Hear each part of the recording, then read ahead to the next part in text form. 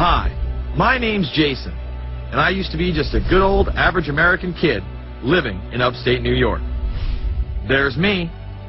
I played baseball, mastered Mortal Kombat, went to the prom, said the Pledge of Allegiance every day, and loved my country. I even lived the dream of every American youth, college. Sure, it was a state school, but it also happened to be a party town. Great times all around, right? Well, sort of. I still had to work hard as a pizza guy to make it. And of course there was school. I had to figure out the computer graphics programs I was working with, as well as attend classes I didn't care about. I certainly didn't know much about geopolitics. Then 9/11 happened and everything changed.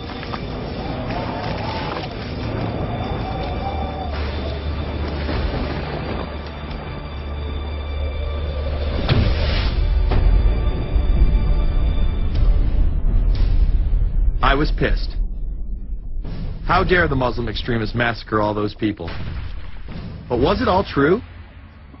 Prior to the invasion of Iraq, something didn't seem right. I then did a startling thing. I actually took a look at what happened that terrible September day. What I found horrified and angered me to such an extent that I took action. We were lied to, and lied to big time. Before I knew it, I went from a normal college student to the political guy at the party to one of the guys that brought you the first internet blockbuster, Loose Change. The film would not only change my life, but countless others as well. If you've ever seen Loose Change, the documentary about September 11th, conspiracy theorist documentary, it is riveting. Oh, like, you watch it, and by the end, not even the end, 10 minutes in, you're like... You got your car packed, your head... You're just like, oh my God, it's all true. So every place, there's questions coming from this documentary. And you don't have to believe everything in the documentary to still have questions come up. And you look back and you remember what you saw and what you were told, and now you have questions.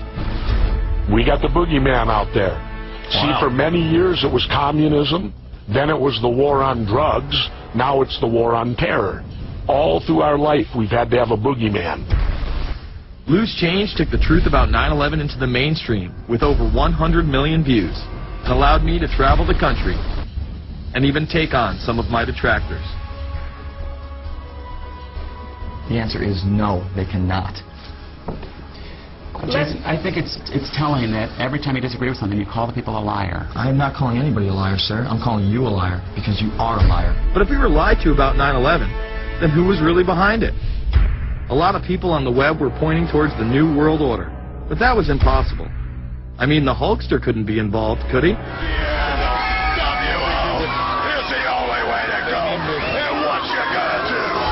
So I set out to find out if a New World Order really existed. And if it did, what was it? Who was involved? And what were their goals? The very word secrecy is repugnant in a free and open society. And we are, as a people, inherently and historically opposed to secret societies, to secret oaths, and to secret proceedings. For we are opposed around the world by a monolithic and ruthless conspiracy. It is a system which has conscripted vast human and material resources into the building of a tightly knit, highly efficient machine. Its preparations are concealed, not published. Its mistakes are buried, not headlined. Its dissenters are silenced, not praised. No expenditure is questioned, no rumor is printed, no secret is revealed. Some cringe when they hear the term New World Order, despite all of these prominent people using it.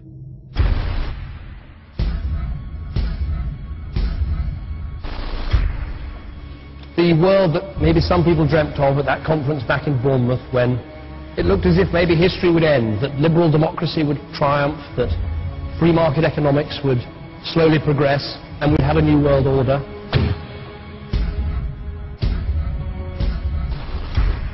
And together they helped to create, were the principal leaders in creating, a new world order and a winning strategy in the Cold War.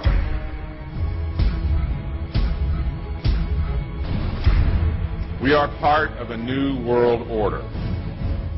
And as the recently departed Admiral William J. Crowe once said, it's long on new and it's short on order.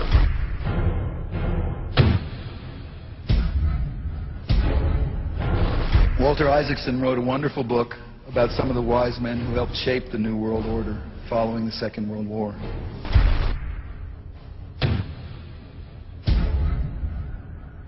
As we devise a way forward in Iraq, I urge the international community to embrace its responsibility for creating that new world order.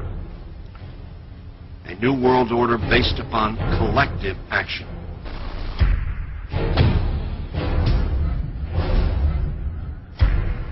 The transatlantic partnership was never just the foundation of our security. It was the foundation of our way of life. It was forged in the experience of the most bitter and anguished kind. Out of it came a new Europe, a new world order, a new consensus as to how life should and could be lived.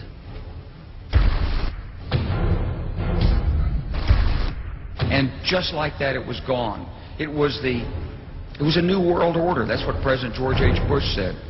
Harvard historian Francis Fukuyama pronounced the end of history. In fact, when it is used, that person is often dismissed out of hand because of the perception that it is nothing more than a conspiracy theory. Actually, the idea of global governance and a one world order has been around for centuries, and the term New World Order has been used frequently in recent history.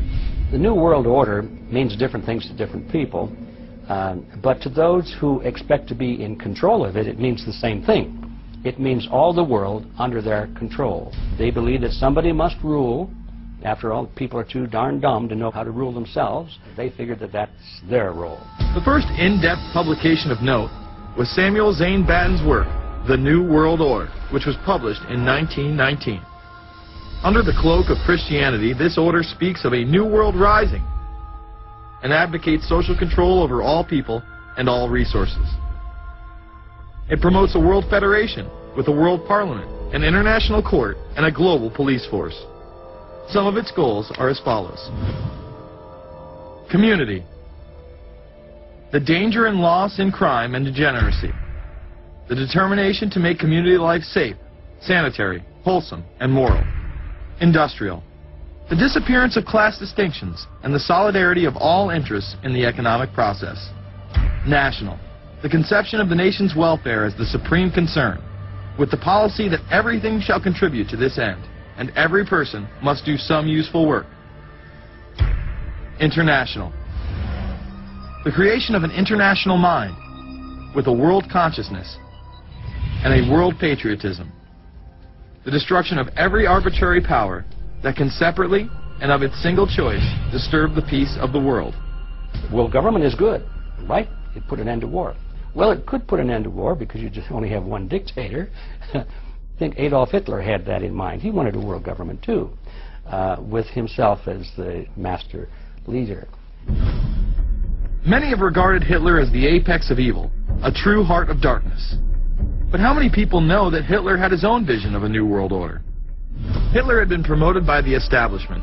He graced the cover of Time magazine many times and was their Man of the Year twice. His vision was simple: unify Europe and then the world.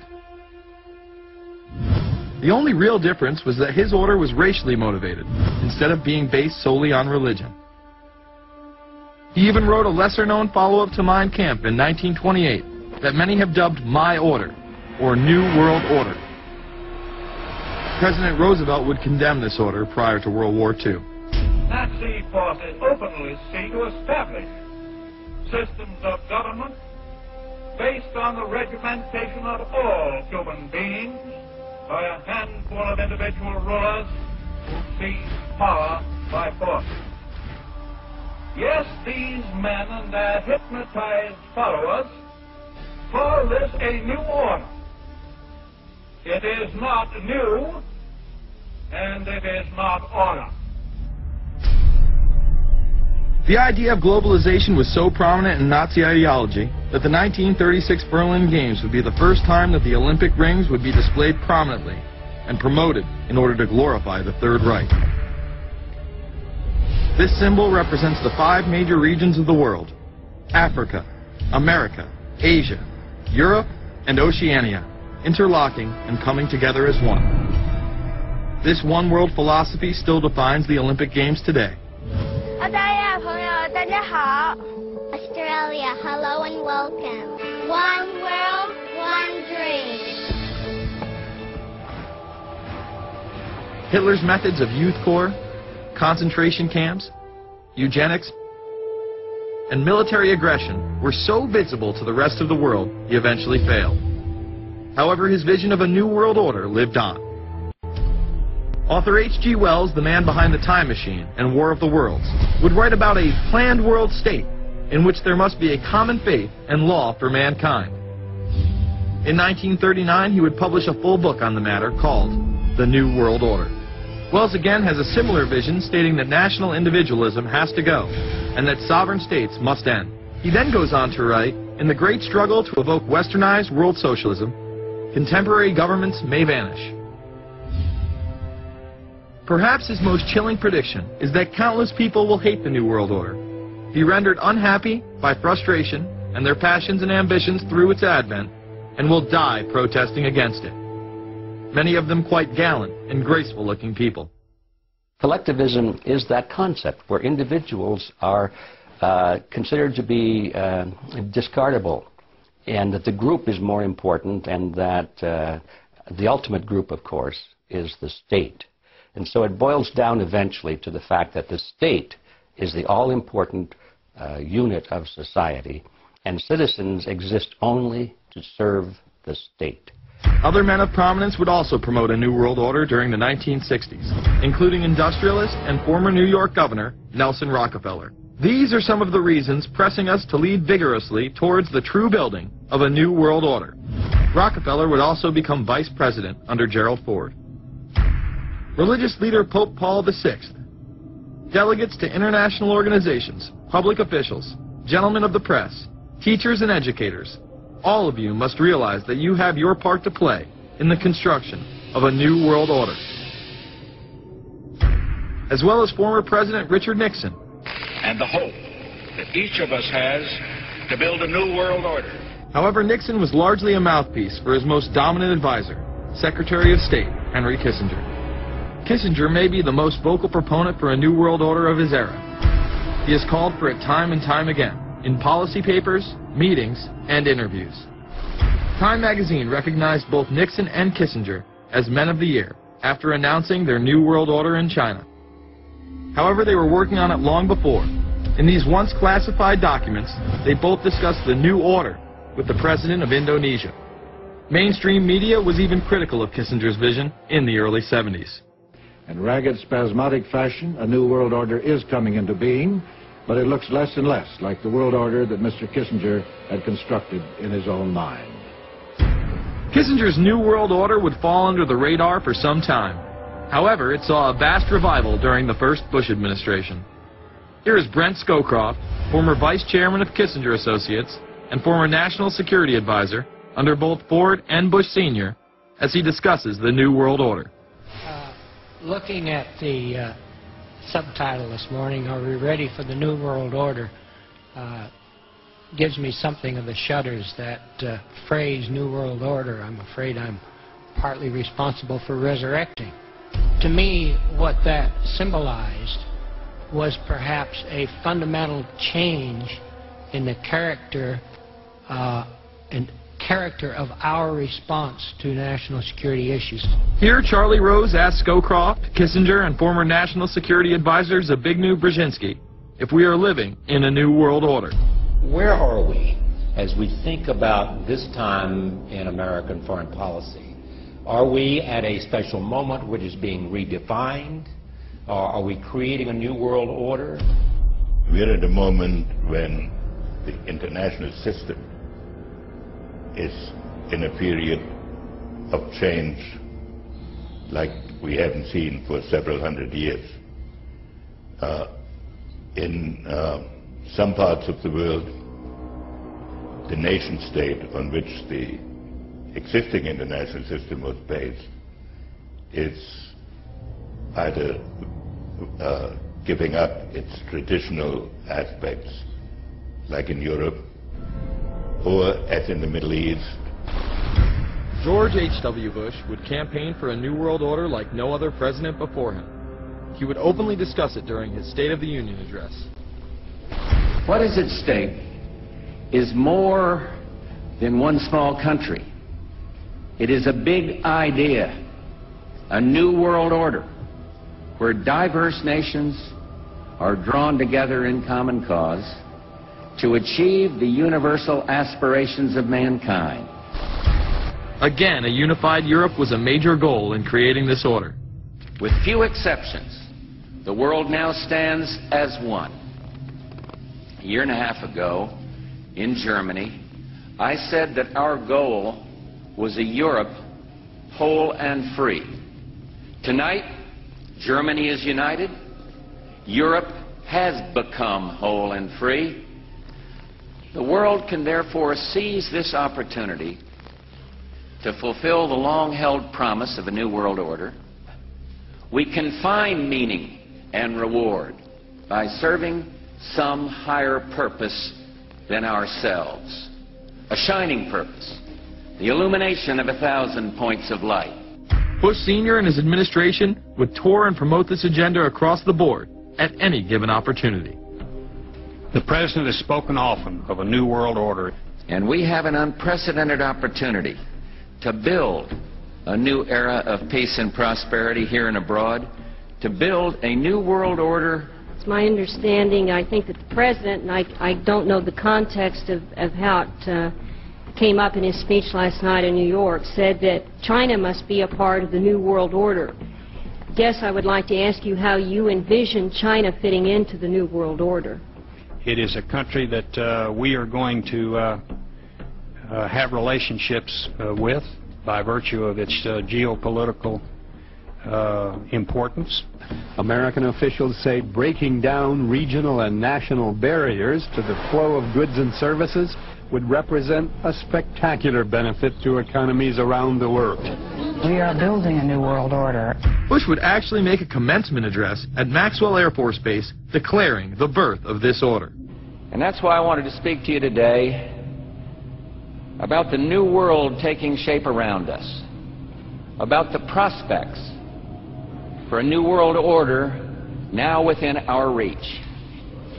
In the coming weeks, I'll be talking in some detail about the possibility of a new world order emerging after the Cold War. But today, I want to discuss another aspect of that order.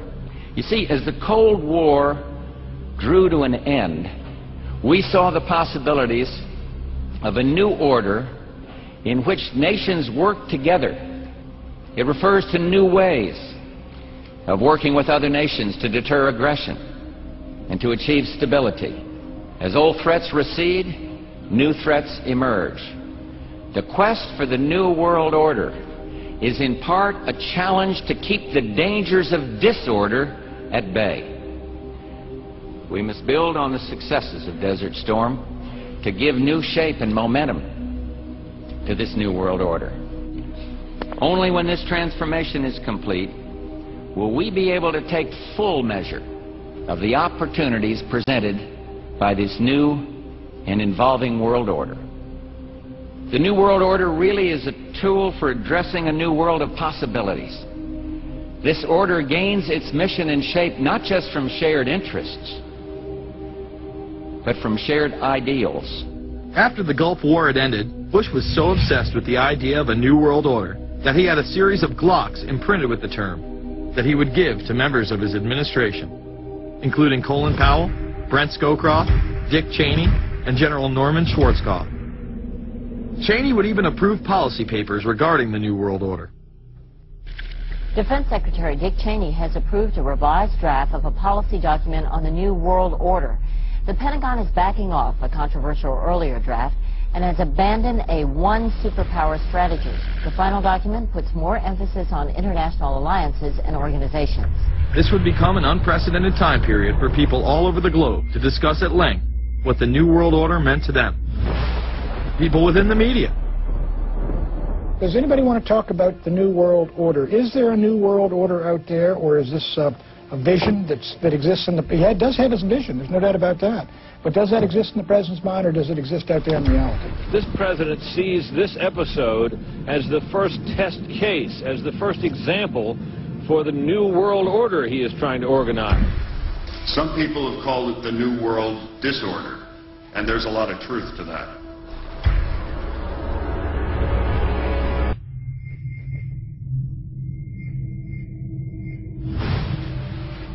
University and institutional chairs. I mean, we're talking a New World Order at Georgetown.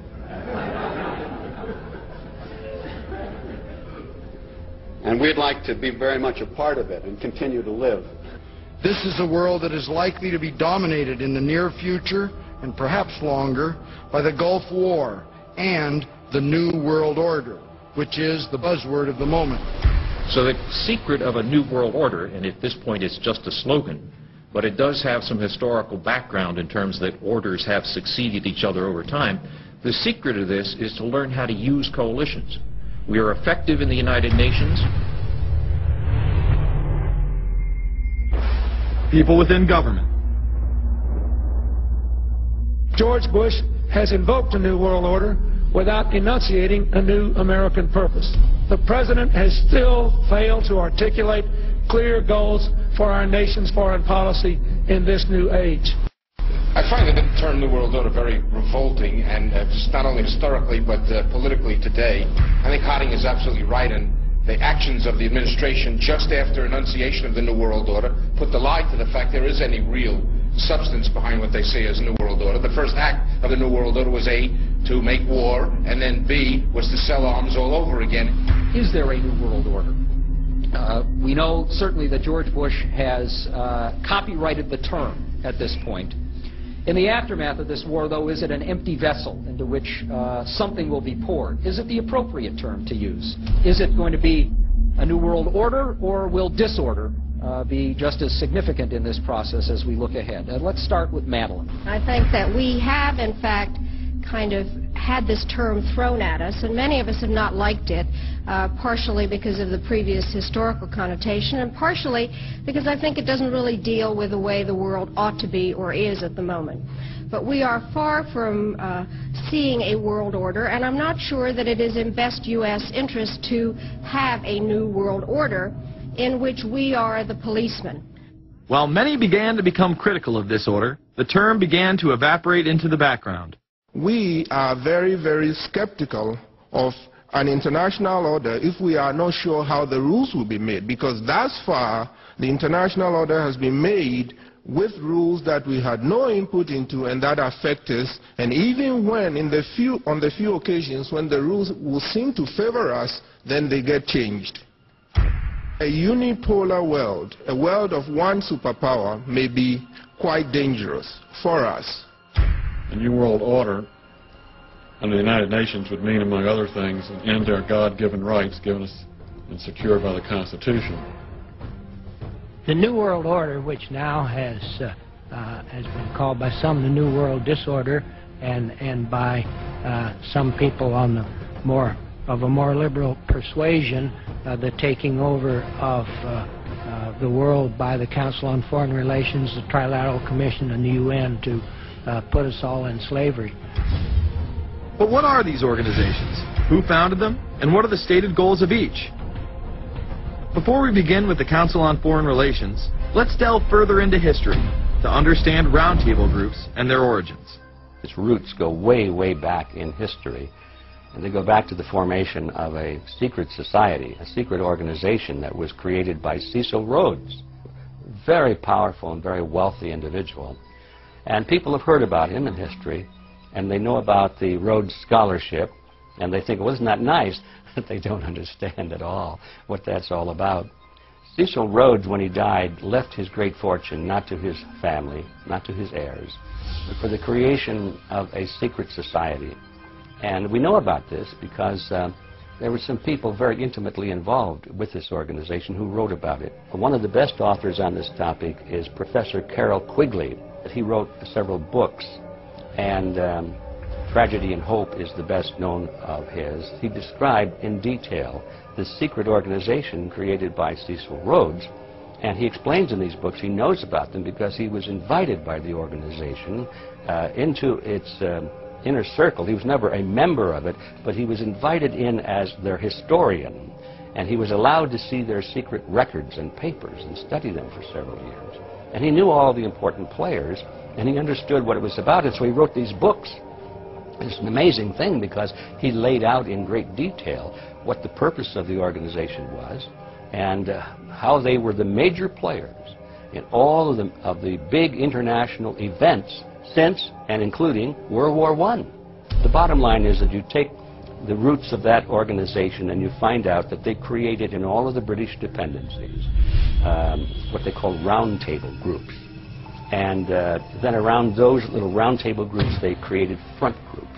And the purpose of these front groups and roundtable groups was to penetrate into the governments of all of these different countries, to penetrate into the media centers, to penetrate into the educational systems. In other words, to penetrate into the social fabric, the power centers of society, and literally take them over from the inside without anybody being aware that they were controlling influence. After World War I, the International League of Nations arose as a precursor to the United Nations in 1919, under what seemed to be the vision of President Woodrow Wilson and his 14 points. The League of Nations was the first attempt at the New World Order, the first attempt at a global government based on the model of collectivism. And it was the brainchild of the elitists, the ancestors of the very people who are still working on this project. They're collectivists, they're very wealthy people. They're the ones in this country who dominated the powerful tax-exempt foundations, like the Carnegie Endowment Fund for International Peace, the Rockefeller Funds, the Ford Foundation, and groups like that. These people were on record, even way back then, that they had to have a new world government, and they dreamed of that being embodied in the League of Nations. And they were solidly behind it. And that was one of the reasons those people encouraged the United States into World War I, was because of the crisis of World War I, and that would also condition Americans to thinking of making big changes in their system, because we certainly don't want another war like that, do we? There's that fear angle again. And they thought, well, by being in World War I, then we would be a major participant at the table to carve up the world and create a new world government. And that was to be the League of Nations. Well, what happened to it is that the American people didn't really go for it. Wilson was aware of the elite and their control over society. In his book, The New Freedom, published in 1913, he discussed such a group. Since I entered politics, I have chiefly had men's views confided to me privately. Some of the biggest men in the United States, in the field of commerce and manufacture, are afraid of something. They know that there is a power somewhere so organized, so subtle, so watchful, so interlocked, so complete, so pervasive, that they better not speak above their breath when they speak in condemnation of it. Ultimately, this insight did not spare him from becoming yet another puppet of the global elite. In all of the British dependencies, these organizations, the front groups, were called the Royal Institute for International Affairs. In the United States, they chose a different name. They chose the Council on Foreign Relations, but it held exactly the same relationship to this inner society of Cecil Rhodes. Among the charter members were W. Averill Harriman of Union Banking, then President of the United States Woodrow Wilson's main advisor, Colonel Edward Mendell House, John D. Rockefeller, the founder of Standard Oil, banking mogul J.P. Morgan, and prominent bankster Paul Warburg. Well, the Council on Foreign Relations exists today. It's probably the most powerful single organization in America. Many observers, including myself, believe that it is the hidden government of the United States. These people are not elected to office, and most Americans don't even know who they are. But they are holding all of the important positions in society. There are only about 4,000 of them in the United States, but I don't care what organization you want to look at, whether it's government, or whether it's universities, or the large media centers, or whatever it is. You look at the people at the tops of those organizations, the owners, the managers, the CEOs, the board of directors, and I'm going to say probably 80 to 90% of the great power centers of America are dominated by just those 4,000 people who are members of the Council on Foreign Relations. Throughout its history, it would contain extremely influential and powerful individuals in finance, business, media, and politics. Former presidents of the United States include Richard Nixon, Gerald Ford, Jimmy Carter, and William Jefferson Clinton. Currently, Barack Obama claims not to be a member, but has spoken in front of the Council and has had his writings published in the Council's magazine, Foreign Affairs. It's been reported that you and your wife are in the globalist CFR, which is the Council on Foreign Relations. I'd like to know if that is true. Well, first of all, I'm not... the Council on Foreign Relations, I don't know if I'm a official member. I've spoken there before. It basically is just a forum where a bunch of people talk about foreign policy. And so there's nothing, there's no official membership. I don't have a card or, you know, a special handshake or anything like that. Now, why is that important? It's important because the avowed purpose of the Council on Foreign Relations is to create a new world order, a global government based on the model of collectivism. And that includes the elimination of the United States as a sovereign nation. That's why it's important. The people running this country are determined to destroy it. The Council was heavily criticized during the 1980s for being an organization hell-bent on destroying national sovereignty in favor of a world government. So many of its members hid their association with the organization. Dick Cheney had this to say in response to a question by David Rockefeller, who became the CFR's youngest director in 1949 and was chairman of the board from 1970 to 1985. He remains an honorary chairman to this day. It's good to be back at the Council on Foreign Relations. As Pete mentioned, I've been a member for a long time and was actually a director for some period of time. I never mentioned that when I was campaigning for re-election back home in Wyoming. Now, you are the president of the Council on Foreign Relations, all right? You guys toy with countries of the world like toys, don't you? You're like the Illuminati, you're the Masons, you control everything, don't you? That's the rap on you guys. What's so interesting now, though, is who's on the chessboard. It's the toys, if you will, are a lot more than states. Notice that Mr. Haas does not deny that the CFR has massive control over the geopolitical arena, and instead tries to focus on the separate entities outside of nation-states.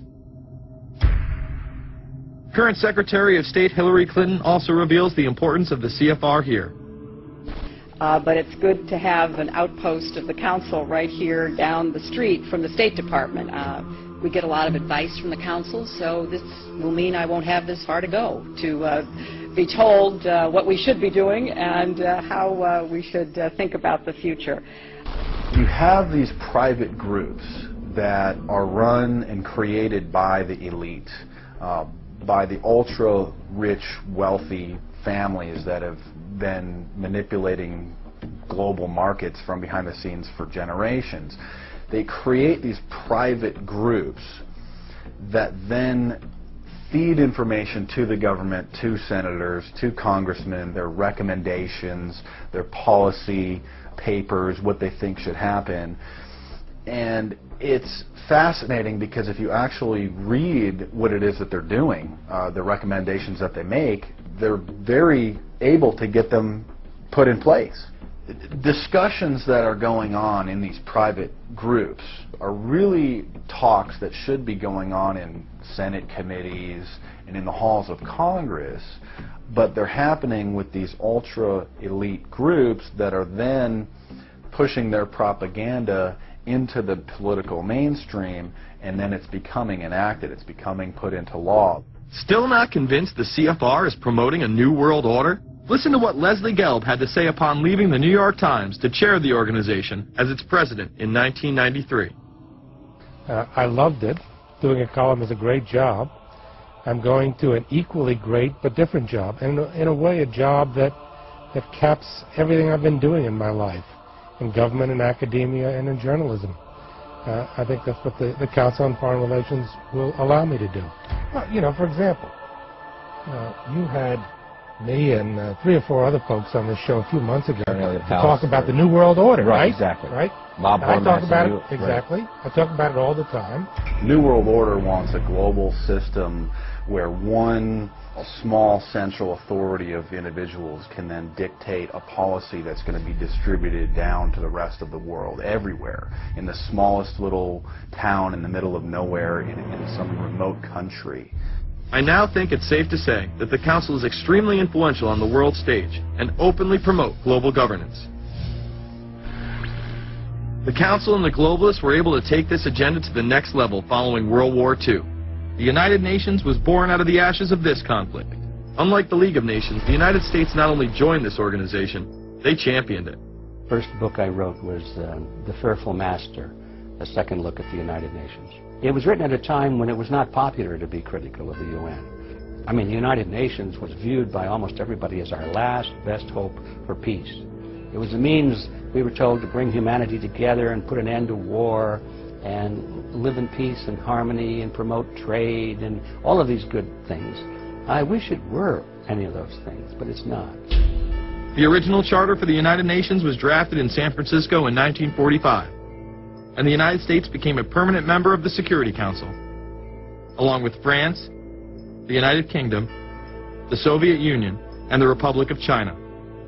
The process by which other nations' belief systems could be used to erode and eviscerate our Constitution and Bill of Rights had taken a giant leap forward. The United Nations is one of the most well-known sort of globalization attempts. Its primary goal is to streamline all the governments of the world, to create a global council and to unify all the rules and all the regulations for the world. So it's essentially the precursor and an engine of this new world order. The United Nations is made up of all of the countries of the world, most of which are dictatorships of one kind or another. And you don't take a bunch of dictatorships and put them into a bag and shake it up and come out with a freedom-loving governmental unit. You come out with a global dictatorship. This was the public face of global governance. However, many other organizations have been birthed since. Even more suspect is a private group called the Trilateral Commission. David Rockefeller and Henry Kissinger are among its some 300 influential members. The Trilateral Commission, rich and powerful business and political leaders from Japan, Europe, and North America, the New York-based policy group was formed in 1973 by Chase Manhattan Bank Chairman David Rockefeller. In addition to Rockefeller, there are many other noted American members. Among them, economist Alan Greenspan, former Defense Secretary Harold Brown. George Bush was once a member but resigned last year before his unsuccessful presidential campaign. Back then, it wasn't politically wise to be aligned with what his party's right wing considered a shadow world government. The United Nations would take over America. The Trilateral Commission would control the world. Just look at its membership, they say. Current and former members include Presidents Clinton, Bush, and Carter. Names like Brzezinski, Christopher, Kissinger, and Schultz. And top executives of ITT, Xerox, Exxon, and Nations Bank. Although this group with only 300 members seems to be at the apex of the power structure, there is yet another group formed in 1954 that is even smaller in number and has a greater influence on world events. Meet the Bilderberg Group. This elite group meet annually around the globe. There is a core group of members who have attended every year for decades, such as David Rockefeller, Henry Kissinger, and Queen Beatrix of the Netherlands. These members invite others who are politically and socially relevant at the time. Each year, around 140 people are in attendance. Real quick, I asked you this question. In 2004, you attended a meeting in Italy called the Bilderberg Group. I just want to know what you were doing out there, what that was all about. If you lied to me and told me she didn't go, I figured you might tell me the truth. All I did was go. They had a Republican and a Democrat. I gave like a 20-minute talk on the presidential election. Did it have anything to do with being John Kerry's running mate? Were you talking about that at all? No, because I wasn't his running mate. Okay. I happened to be in Europe then on my way to Russia. I was invited to go to Bilderberg by Bernard Jordan, a friend of mine and a genuine hero of the civil rights movement. and to the best of my knowledge, NAFTA was not discussed by anybody in my presence. Documents released by the group in 2001 reveal that in September of 1955, the group met in Germany and covertly outlined the idea of a European Union. Section E, European Unity, discusses the general support for European integration and unification, and the idea to unify Germany once again with the rest of Europe under a common marketplace. Belgian Viscount and current Bilderberg chairman Etienne Davignon told the EU Observer in 2009 that the next Bilderberg meeting could improve understanding on future action in the same way it helped create the euro in the 1990s. This illustrates the patience, vision, and reach of this organization. It was able to promote and establish both a European Union and a European currency over the course of just under 40 years, incrementally. One of the things that the elitists discussed back at the turn of the century when they were talking about how do you convert the United States into a collectivist system was the fact that you can't do it quickly. You have to let people get used to it incrementally, because any major change would be rejected. The 1957 Conference of Rome, where the Common Market Treaty, providing for free trade in all products, was at last signed. 6 nations, France, Germany, Italy, Belgium, Holland, and Luxembourg, agreed to remove all mutual barriers to trade within 12 to 15 years, the embryo of a political union which they proclaimed to be their ultimate objective. In that fashion, it's possible for people to get used to this process and even to think it's a good thing. People will accept the gradual growth of government, the gradual loss of their purchasing power. They'll accept almost anything if it's done gradually, and we have to be very alert to that. 2008 and 2009 attendees include World Bank President Robert Zoellick, Treasury Secretary Timothy Geithner, former head of British Secret Intelligence Richard Dearlove, Donald Graham, CEO of the Washington Post, CNN host and author of the Post-American World, Fareed Zakaria, and many other giants of business, politics, and media. You just came back from meeting with the Bilderberg Group. The Bilderberg Group are, you know, when people who are conspiracy theory people, they send me mail, it's usually about the Bilderberg Group. And I get these books on my front door, which I'm uncomfortable with. And it's all about the Bilderberg, like they're the modern day Illuminati. Are you a member of the Bilderberg Group? I don't think we're supposed to talk about this. Many have identified them as the kingmakers, the puppet masters that pull the strings behind the scenes. Perhaps there is no better example of this than what occurred during the 2008 conference. Immediately after Obama had been selected as the Democratic presidential nominee, the pressure was on to choose a running mate. We've put together a committee. We are going to be equally deliberative in how we move forward. And we're not going to do it in the press, or we're not going to do it through surrogates. He then tricked the press corps into staying on the plane as it took off from Washington. He was whisked away to an undisclosed location.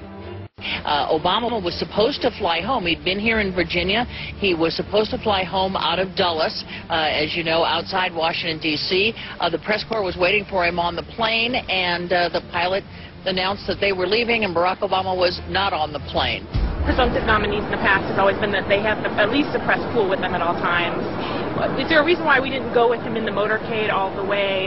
This is what we're out here for, and now we're on this plane with no candidate. Again, you know, look, I understand that there was a desire to do these meetings, obviously, in private. The press then began to report that Obama and Hillary were meeting secretly in her home. Well, we continue to follow our breaking news. Barack Obama, Hillary Clinton meeting tonight at her house in Washington, D.C. However, it was later revealed that they never actually met at Clinton's home. And we're following this breaking story. Candy Crowley, we understand, has new information. Candy, what have you learned? We are hearing actually from Chris Welch, who is our embed with the Obama campaign. Those are the people that took off without Obama and went to Chicago.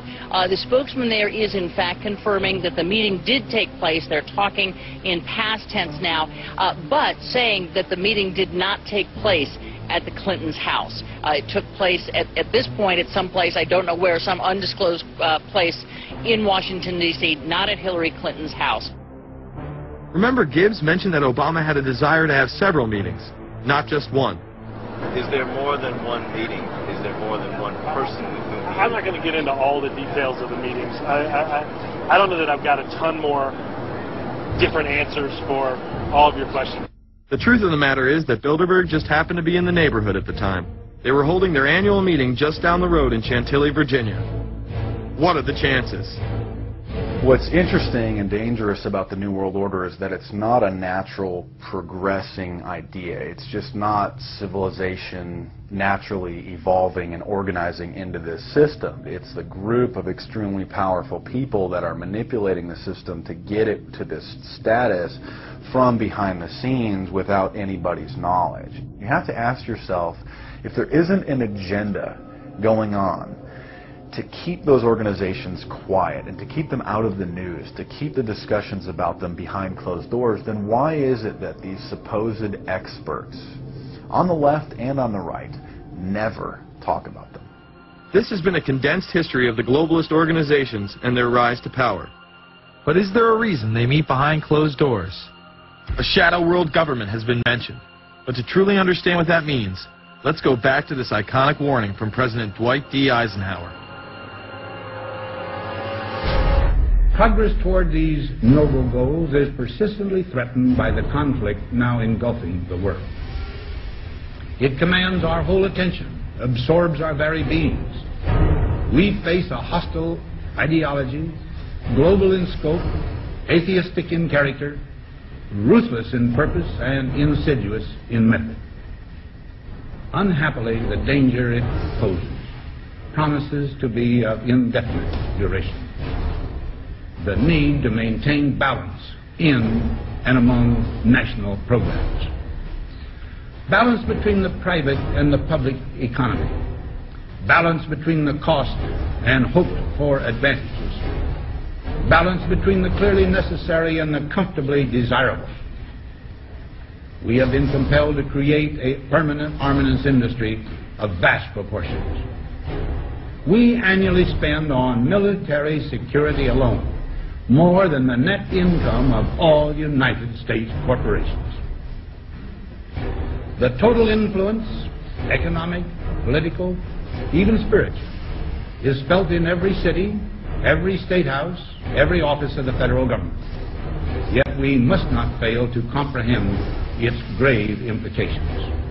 Our toil, resources, and livelihood are all involved. So is the very structure of our society.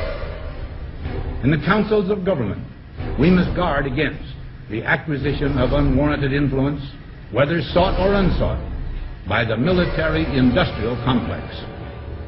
The potential for the disastrous rise of misplaced power exists and will persist.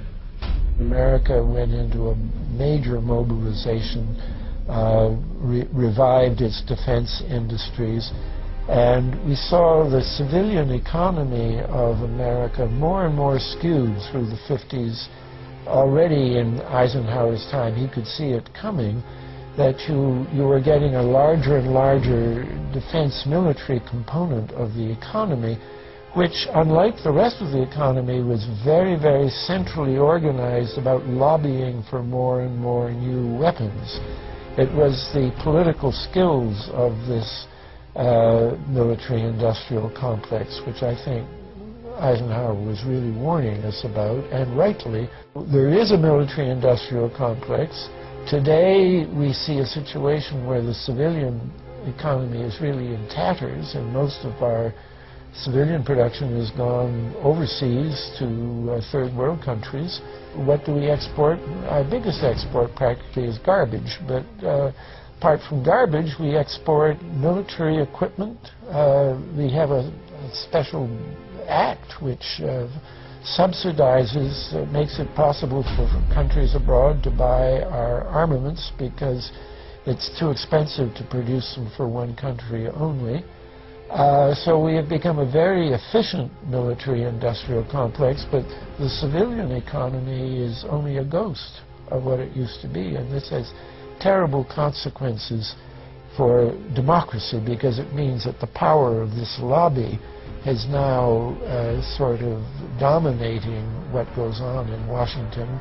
Through multinational corporations, global intelligence networks, out-of-control banksters, all under the veil of national security and black operations. The global elite have consolidated power on a massive scale over the last several decades. You see, global corporations not only fund and develop large technological and military projects here and abroad, they also own the consumer industry and production, as well as all of the important media. By owning the vast majority of what we hear and see on a daily basis, we have been manipulated on a mass scale as to regards to what we believe and desire, both socially and politically.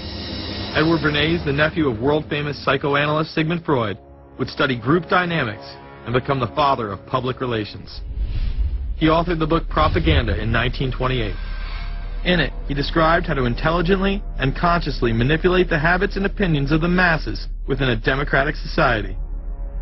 He went on to state that those who harness this unseen mechanism of society constitute an invisible government and are the true ruling power. It is they who pull the wires which control the public mind, who harness old social forces and contrive new ways to bind and guide the world. The average American is distracted, mindless, worried about minuscule things, celebrities, as if it was their own family members. And this is by design, because the powers that be, who own the media, know how our brains work. They know scientifically how the human mind functions. They know about sociology, and they are using the media, and have used the media for decades now, to entertain people with issues that don't really matter. When you have the big news networks covering celebrity issues as if it's the most important thing, it becomes the most important thing. And this is not by accident. This is to keep us out of the way. Because if you're worried about the latest celebrity death, or the latest celebrity couple, or the celebrity breakup, or your sports team having a shot at the Super Bowl or the World Series, there's so much information about those issues that can be discussed that will mesmerize people, and they won't know or care about the real issues that are out there. Well, I think this is just one more piece of evidence of the degree to which the media, supposedly the watchdogs, has become the gatekeeper of the system. Mainstream media are, first of all, nearly all of them corporations, nearly all of them now publicly held, part of the whole Wall Street financial system that they're supposed to report about objectively, but they can't. They, right now, in October of 2009, they are celebrating the recovery of the biggest banks in New York and saying that the recession is over. Of course, there are a few problems, like foreclosures are going on, unemployment is rising. All of this is affecting the American people. It's not affecting the financial elite, who also control the media. Bernays successfully identified the invisible empire which controlled the minds of men. So as the populace is mesmerized and hypnotized by powerful behind-the-scenes forces, as they are distracted by the latest celebrity scandal, the newest cell phone, and their favorite sports team, this network disguises itself, remaining in the shadows. Despite the elite utilizing Bernays' methods, in conjunction with the military-industrial complex they had erected, a modern arm of this organization was exposed in what came to be known as the Iran-Contra scandal. Essentially, black operations were not only caught dealing arms illegally and supporting South American dictators, but also smuggling drugs into the United States.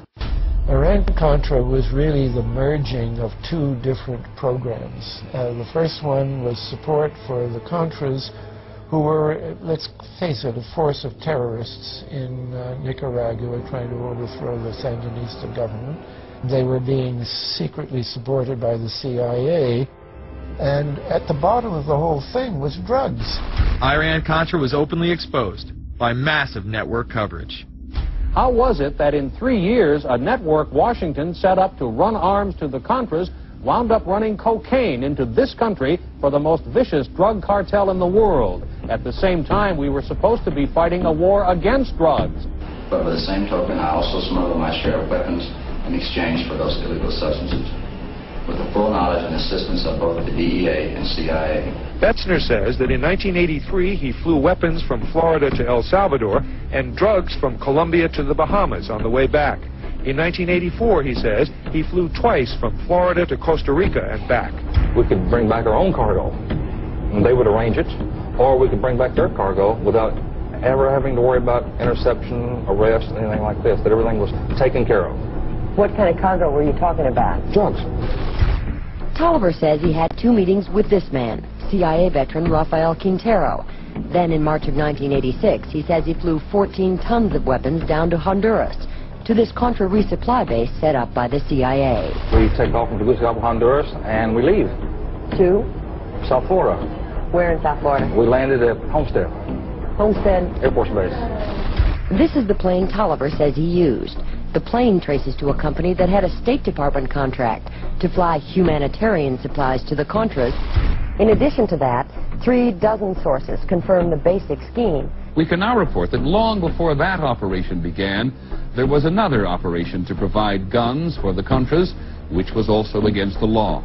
In this operation, Americans and Israelis provided arms to the Contras, and then the same network smuggled drugs into the United States.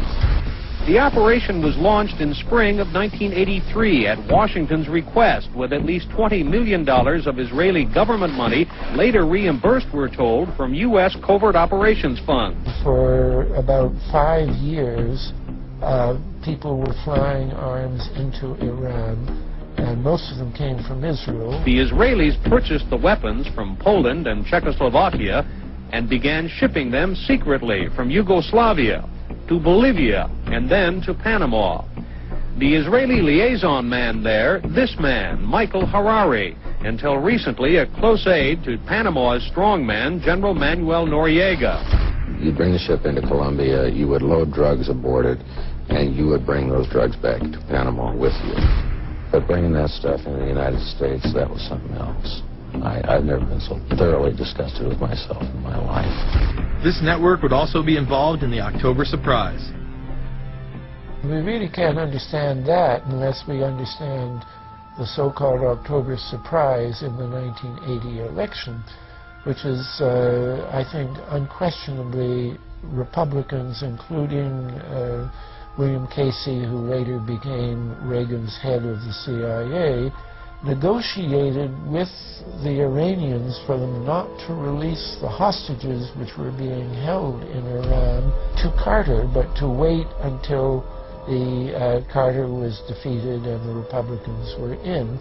That is what actually happened, that the hostages were only released on the day that Carter left office and Reagan came in. Unbelievably, this same network would even be linked to the BCCI banking scandal by journalist Danny Casolaro. Casolaro was probing a conspiracy he called the Octopus, which involved the Iranian hostage crisis, the Iran-Contra affair, with, believe it or not, all funds channeled through BCCI, the international bank charged with everything from money laundering to fraud. BCCI, it's a shadowy international bank linked to terrorists, drug runners, and dictators. Little was known about BCCI until 6 of its top officers were arrested in Tampa in October of 1988 on charges of laundering drug money for Colombian cocaine bosses. The BCCI men were convicted, and the bank itself pleaded guilty. But for some reason, the bank was allowed to continue to operate all over the world. There are indications that some of the reluctance to prosecute this bank stemmed from the favors it did. For? The favors it did for intelligence services everywhere. Too many secrets of too many countries, too many prominent people, too many hands-on, and that makes it desirable that this entire affair be forgotten. It began to become clear that the global traffic of drugs were funding violent dictators, rigging elections, supporting the arms trade, and enforcing the assassination of anyone who got in the way. Casolaro was found dead for his efforts in exposing this network. His death, of course, ruled a suicide. He was meeting a source in West Virginia. He was about to discover all. Instead, his body was discovered in a hotel room with 12 slashes in his wrist, but when the local authorities ruled it suicide, the family said, no way. The housekeeper had taken calls threatening his life. And I pick it up telephone, I say hello, And he said to me, "You son of a bitch, you's dead." Casolaro would not be the only person involved in the scandal to wind up in a casket. Meet Barry Seal. At first, the media portrayed Seal as a drug dealer gone good, who was assassinated by the Colombian mafia. Authorities believe last night's machine gun killing of top drug informant Barry Seal was ordered by drug bosses in Medellin, Colombia, who sent 5 men to Baton Rouge to kill Seal. Sam Dalton was the lawyer that represented the Colombian hitmen convicted of his assassination. We were trying to subpoena the CIA because we felt like they had documents, exhibits, and evidence that would indicate complicity in Seal's assassination. When they were able to gain access of Barry Seal's trunk the night of the murder, the personal phone number of none other than George H.W. Bush was present. Louis Unglesby, the former attorney for Mr. Seal, also confirms that he once called the office of the vice president after Seal had given him the number. You see, the Black Ops drug smuggling operation had not yet been exposed, and intelligence couldn't take any chances. It was later revealed that Seal was involved in smuggling cocaine into Mena, Arkansas, while Bill Clinton sat as governor. 1983, Ronald Reagan was president, Bill Clinton was governor, and little Mena, Arkansas changed from a quiet town to a center for drug smuggling and reported Contra support activity. In the middle of it all, this man, admitted dope smuggler Barry Seal. Arkansas State Trooper Russell Welch investigated Seal's organization. Each trip would have 250 to 350 pounds of cocaine. According to the London Telegraph, Arkansas State Trooper Larry Patterson testified under oath that he and his officers discussed repeatedly in Clinton's presence the large quantities of drugs being flown into Mena Airport, large quantities of money, large quantities of guns. Hot Springs police officers would also record Roger Clinton, Bill's brother, during a cocaine transaction stating, "Gotta get some for my brother. He's got a nose like a vacuum cleaner." There was also a large amount of money laundering going on in Mena. Former IRS agent William Duncan traced some of Seal's drug profits laundered through Mena banks. We had direct testimony from people who were involved in the money laundering operation. We had testimony from people at banks who observed the transactions. What happened when you tried to make this case before a grand jury? I was never asked to present the evidence to a grand jury, ever. This very same network used BCCI to fund the Afghani rebels. The deputy director of the CIA, Richard Kerr, said late today that the CIA did use the Bank of Credit and Commerce International, BCCI, to support CIA activities overseas. Most people still believe that the Soviets had maliciously invaded Afghanistan in order to spread their communist agenda. The Al-Qaeda was essentially a kind of a byproduct of Brzezinski's campaign to embarrass the Soviet Union in Afghanistan. They weren't in Afghanistan at that time. Brzezinski boasted later that he was responsible for drawing them into Afghanistan. He did this extraordinary interview with Le Nouvel Observateur in France, and they said, "But aren't you worried that you've created this whole new force of Al-Qaeda?" And he said, "Oh, what's more important, a few crazed Islamists or the fall of the Berlin Wall?" And they said, "But you know, is there no danger? Aren't they dangerous?" And he said, "Nonsense." He said all this in 1998. I knew Brzezinski at McGill University. We were students together and took very small classes together. And in some ways he's bright, and in some ways he's kind of nuts. And he had the kind of nuttiness that made him attractive to the Rockefellers. Bin Laden and his network were actually funded by BCCI through U.S. covert operations. Well, the reason I bring it up, if you've ever heard any of our call-in shows, you know that we have people that think about the conspiracy theories of people like you. You would be a poster child for these people because you have served on the board of the Council on Foreign Relations. You helped start the Trilateral Commission, and you've been to the Bilderberger Group. Are people too close in this world people in business too close to the governments? Well, you know, there is such a thing as insidious influence. And the question is, how does it operate? Does it involve bribery? And does it involve some sort of psychological domination of individuals? I don't believe in this notion of some sort of secret societies controlling people. But, of course, in any political system, there are sort of over-the-table and under-the-table arrangements. Arrangements that involved ruthless, illegal, and immoral activities in order to dominate humanity. Despite all of the evidence that has just been presented, this network would fall down the memory hole, even though 14 convictions were made in the Iran-Contra scandal. The continued cover-up would be made possible by George H.W. Bush. These documents that came forward in the North trial clearly reveal the involvement of the Vice President to a greater degree, I think, than he has acknowledged heretofore. This, of course, did not stop him from pardoning those involved during the twilight of his presidency.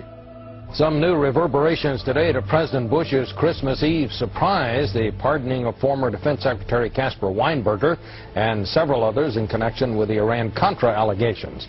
Well, now the special prosecutor says it's the president who needs to explain some things. The real issue is why the notes weren't produced 5 years ago when the congressional investigation and the independent counsel's investigation had requested them. Because high-level political officials scrambled to limit the investigation and establish plausible deniability for the upper echelons of the network, including Bush himself. So who is this guy, and how did he come to power? To understand that, we must first take a look at his father, Prescott. Prescott was born into privilege and became extremely influential in business, intelligence, and politics. He helped establish the CIA out of the Army's Office of Strategic Services with the Dulles brothers, and served as a senator in the state of Connecticut. However, during his time serving as one of the directors of Union Banking Corporation, he was doing business with Nazis.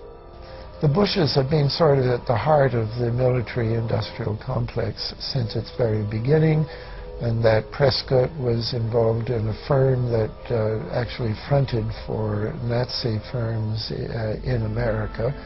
In fact, Union Banking and its subsidiaries were seized by the United States government in October of 1942 under the Trading with the Enemy Act. After the war, the assets were returned, a few fines were paid, and it was swept under the rug of forgotten history.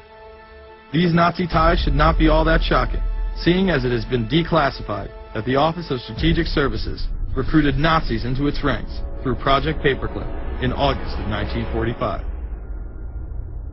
George Bush seemed to follow in his father's footsteps, using Prescott's business connections to move to Texas and get into the oil industry.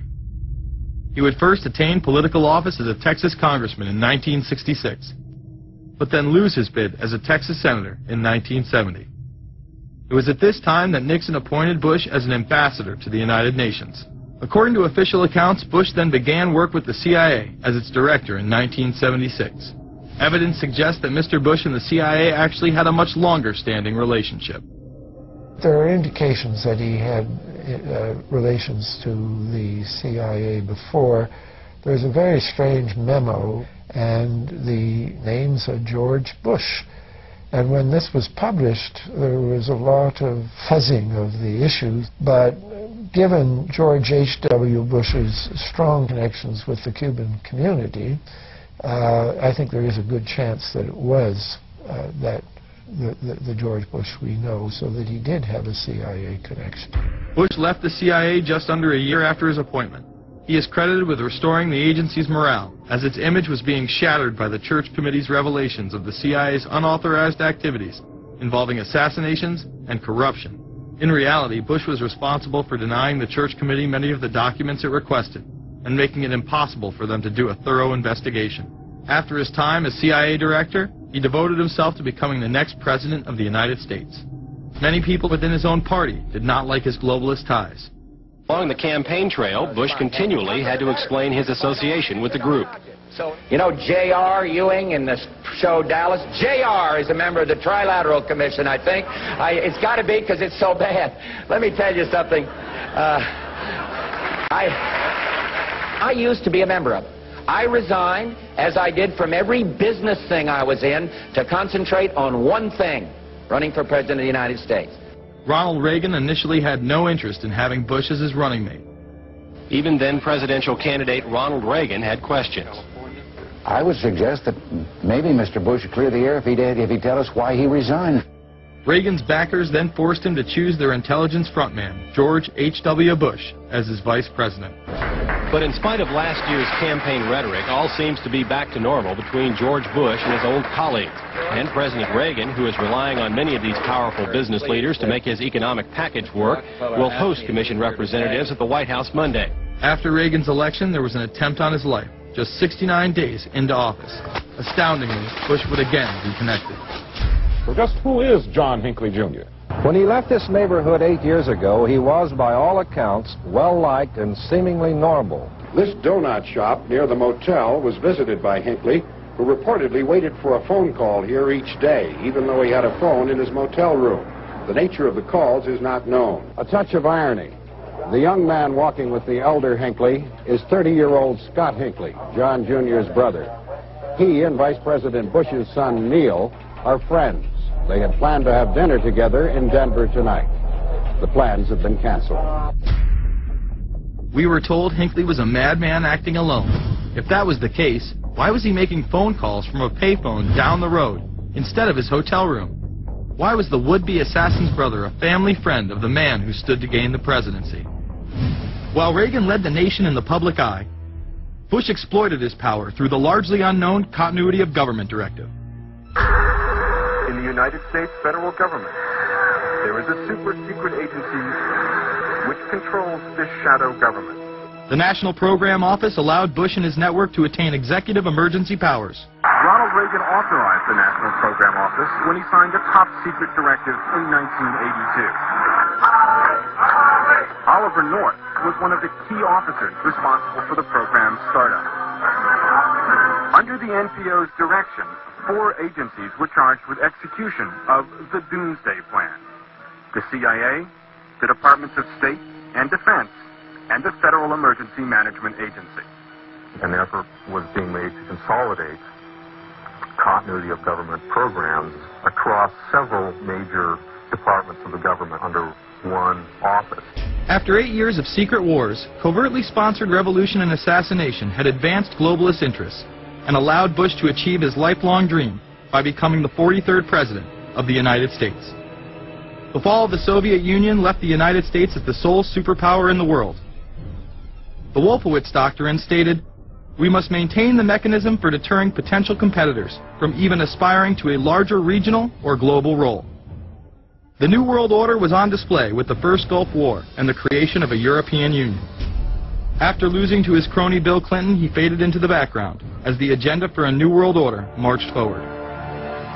After 1989, President Bush said, and it's a phrase that I often use myself, that we needed a New World Order.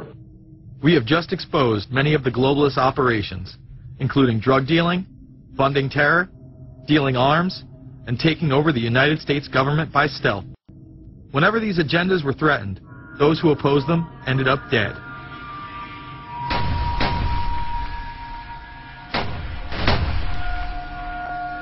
We've got some difficult days ahead, but it really doesn't matter with me now, because I've been to the mountaintop.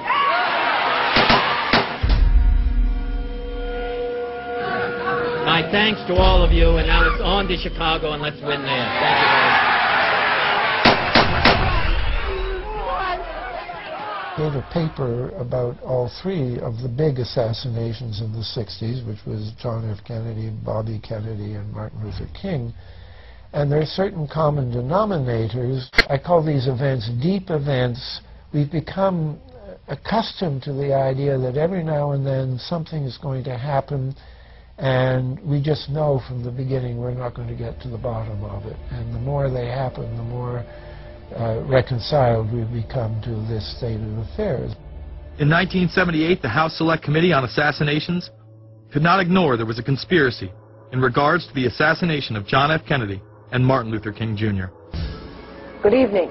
A congressional committee has concluded that President John Kennedy and civil rights leader Martin Luther King Jr., both of them, were probably killed as the result of conspiracies. The House Assassinations Committee wound up its 2-year study by recommending that the Justice Department look into both cases. In the assassination of Dr. Martin Luther King, the committee concluded the likelihood of conspiracy. The committee's summary of findings says President Kennedy was probably assassinated as a result of a conspiracy, that its evidence establishes a high probability that 2 gunmen fired at the motorcade. The committee concluded that President Kennedy did not receive adequate Secret Service protection in Dallas, that the CIA was deficient in sharing information before and after, that the Justice Department and Warren Commission failed to pursue possible conspiracies and made their conclusions too definite. There seems to be no debate that the CIA and Secret Service were involved in the assassination. As you can clearly see, 2 Secret Service agents being taken away from their positions at the back of Kennedy's vehicle just moments before the assassination. And no matter what you believe about Oswald, it has now been declassified that Oswald was trained by the CIA in 1957 under the cover of the Office of Naval Intelligence. These political assassinations continue to this day. The 11-person jury in the inquest must decide if these stills, never before seen of Diana in the Mercedes and then the crash, are the frantic moments after a tragic accident or the aftermath of a calculated murder. Mohammed Al-Fayed, Dodi's father, has long since made up his mind. I believe that my son and Princess Diana have been murdered by the royal family. He claims Diana was pregnant and about to announce her engagement to his son, an embarrassment so great, he says, that Prince Philip commissioned British Secret Service to kill the couple. Assassination is an option when the ruling class can identify an enemy who cannot be compromised. But how do they bend the population's will to do their bidding? Well, the false flag operation is one in which the attacker carries the flag of someone else. It's usually a military operation, and the purpose, of course, is to create the impression that the attacker is someone else. They want to create negative public opinion against the nation whose flag was being used. Or they may even not use a flag at all. This sort of thing is done all the time, and it's certainly not unique in history. I think we've been seeing a lot of it lately. Americans are easily motivated by false flag operations, and I think it's inevitable that we will see false flag operations in the near future. It is used in order to seize power at an accelerated pace. A very well documented modern example of this is the Tonkin Gulf incident. There were 2 sets of Tonkin Gulf incidents. The first one on August 2nd were real but trivial. The second on August 4th, 2 days later, were the ones for which we actually sent planes off in retaliation and were, in theory, much bigger, a torpedo attack on a U.S. destroyer, but in fact it never happened. When McNamara visited Vietnam, he confirmed the Tonkin Gulf incident never occurred, and once again, we were lied into war. To this day, I don't know what happened on August 2nd and August 4th, 1964 in the Tonkin Gulf. The general provided the answer, saying his Navy attacked the Maddox on August 2nd, but on the 4th, nothing happened. There was absolutely nothing, he said. We know for a fact now that NSA and CIA both falsified their reports up to Johnson on that day to make it look as if there had been an attack. Upon the fall of communism, a new threat had to be established in order to maintain their military-industrial complex and keep the people in fear of invisible enemies. More modern examples of this have been used not only to start conflicts abroad, but to instill fear in large populations in order to demonize groups and further erode civil liberties. The majority of people still believe that Timothy McVeigh was a right-wing extremist who bombed the Oklahoma City building with a Ryder truck because he was upset with the government. People close to the event told a very different story. A local congressman believes that convicted bomber Timothy McVeigh and his accused co-conspirator Terry Nichols are not the only ones involved. The Oklahoma State Representative Charles Key produced a videotape featuring witnesses who claim to have seen Timothy McVeigh with another man the morning of the bombing. He was wearing a ball cap. Timothy McVeigh had his on backwards, which just like this. It was on his head. The other gentleman had his on like this. In fact, the FBI had actively pursued John Doe No. 2 in its initial investigation, then denied his existence altogether. There were also multiple reports that explosives were found inside the Murrah building. The Justice Department is reporting that a second explosive device has been found in the AP Murrah building in downtown Oklahoma City. Mike, you're still with us, aren't you? Yes, I am, and I might tell you in addition to that, in fact, what we were told at the scene a few minutes ago was that, in fact, 2 different explosive devices were found in addition to the one that went off.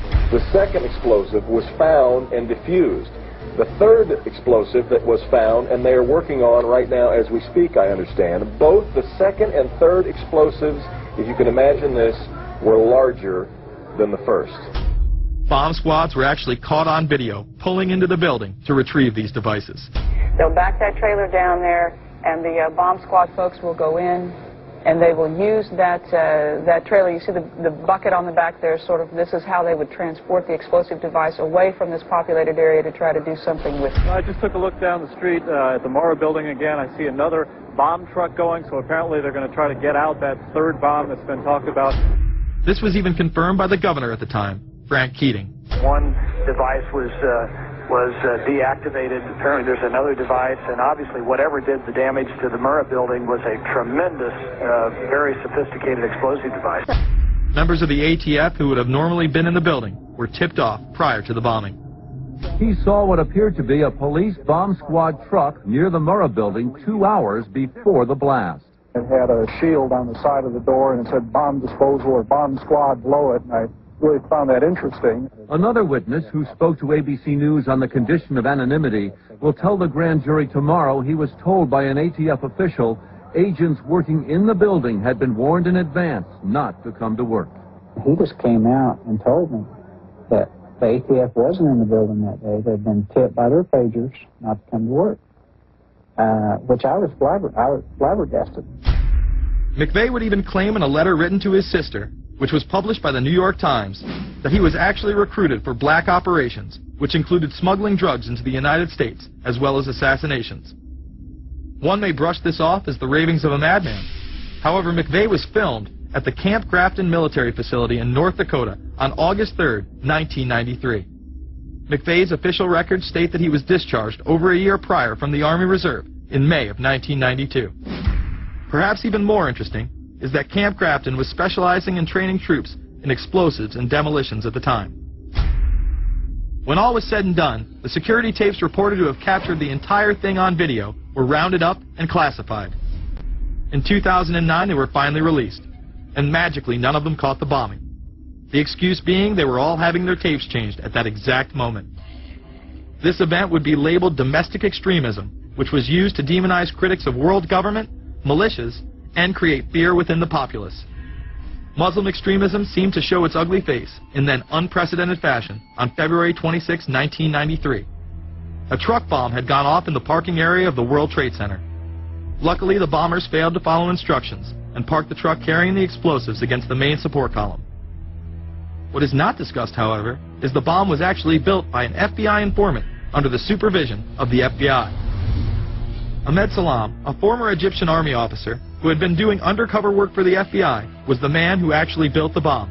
When he was told that he would have to use real bomb-making material instead of harmless substitutes, he became suspicious and began taping his conversations with FBI officials.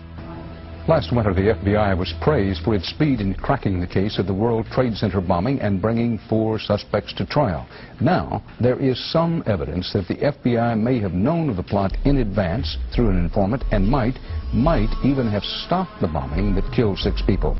Notice the media emphasizes that they might have been able to stop it. They then gloss over the fact that the bomb was built by their agent under FBI supervision in conjunction with the district attorney. FBI agents might have been able to prevent last February's deadly explosion at New York's World Trade Center. They discussed secretly substituting harmless powder for the explosives, but they didn't, according to the FBI's own informant, Imad Salem. Unbeknownst to the FBI at the time, Salem recorded many of his conversations with his handlers. The actual recording where Salam discusses this with his FBI handler John Antisev was released years after the trial. You got paid regularly for good information. I mean, the expenses were a little bit out of the ordinary, and it was really questioned. Don't tell Nancy I told you this. Well, I have to tell her, of course. Well, then if you have to, you have to. Yeah, because, I mean, the lady was being honest, and I was being honest, and everything was submitted with a receipt. Yeah. And now it's questionable. It's not questionable. It's like a little out of ordinary. Okay. You know. All right. I don't think it was. If that's what you think, guys, fine. But I don't think that, because we was start already building the bomb, which is went off in the World Trade Center. It was built by supervision from the Bureau and the DA, and we was all informed about it, and we know that the bomb start to be built. By who? By your confidential informant. What a wonderful, great case. Following the convictions of the Muslims who were too inept to make their own bomb and park the vehicle in the proper area, Salam was pulled into the FBI's Witness Protection Program, where he has never been heard from again. Prior to the largest and most devastating terrorist attack on U.S. soil, the United States was poised as the first truly global superpower. Brzezinski would muse in 1997 that geostrategic success would represent a fitting legacy of America's role as the first, only, and last truly global superpower, and that the only way to mobilize Americans was a truly massive and widely perceived direct external threat. In September of 2000, a neoconservative think tank called the Project for a New American Century echoed Brzezinski's statements, saying the United States is the world's only superpower, combining preeminent military power, global technological leadership, and the world's largest economy. An engine for New World Order ideals, members of PNAC included Dick Cheney, Donald Rumsfeld, Jeb Bush, Scooter Libby, William Kristol, and Paul Wolfowitz. Describing the difficulty in projecting force, they write the process of transformation is likely to be a long one, absent some catastrophic and catalyzing event, like a new Pearl Harbor. This takes us full circle to the September 11th attacks of 2001. In my previous film, Fabled Enemies, I expose in great detail the Saudi Arabian, Pakistani, and Israeli connections in conjunction with this international intelligence operation. In the early 1980s, bin Laden worked with operatives from U.S. intelligence, the Pakistani military, and Arab states.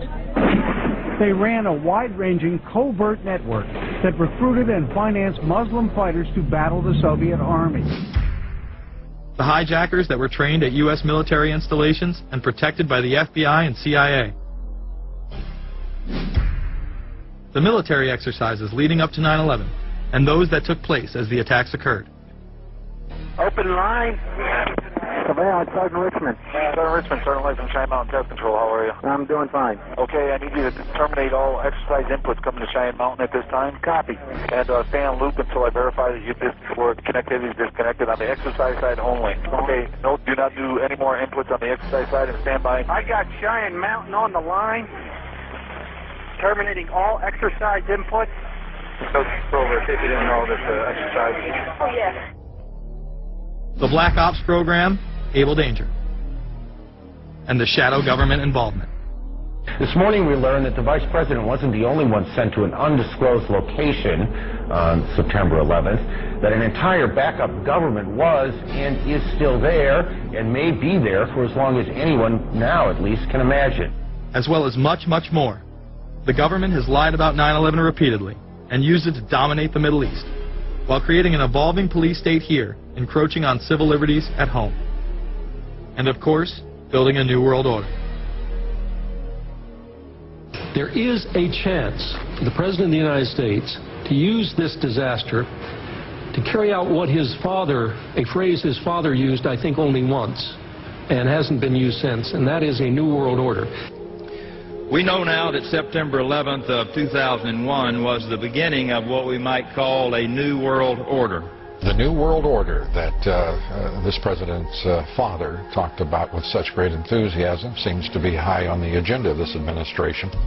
Under the second Bush administration, massive amounts of civil liberties were openly and brazenly taken away following 9/11. The passage of the Patriot Acts, the Military Commissions Act, and other horrifying anti-constitutional legislation was enabled by the incredible amount of fear generated by the media, all in the name of keeping us safe here at home. The war itself would create huge profits for the military-industrial complex, and the globalists would seize even more power and control over Middle Eastern resources in what they planned to become a Eurasian Union under their control. Although the establishment claimed to be fighting for our freedom abroad, they were destroying our sovereignty by stealth. Expanding on NAFTA, they were able to consolidate power on the domestic front by deindustrializing the United States through CAFTA, the Central American Free Trade Agreement, as well as the SPP, the Securities and Prosperity Partnership.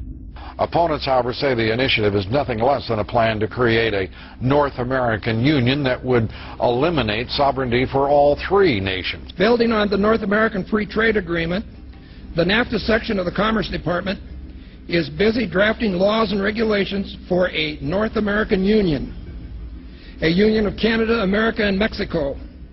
The President has attended secret meetings and signed at least 2 agreements under the Security and Prosperity Partnership Program. The stated goal established by Presidents Bush, Fox, and Prime Minister Paul Martin is integration by 2010. It's a plan from the business elites, the political elites, that will cost more American jobs, cost American sovereignty, but it would fulfill the President's father's vision. Now former United States Trade Ambassador Robert Zoellick is talking about it again with renewed vigor.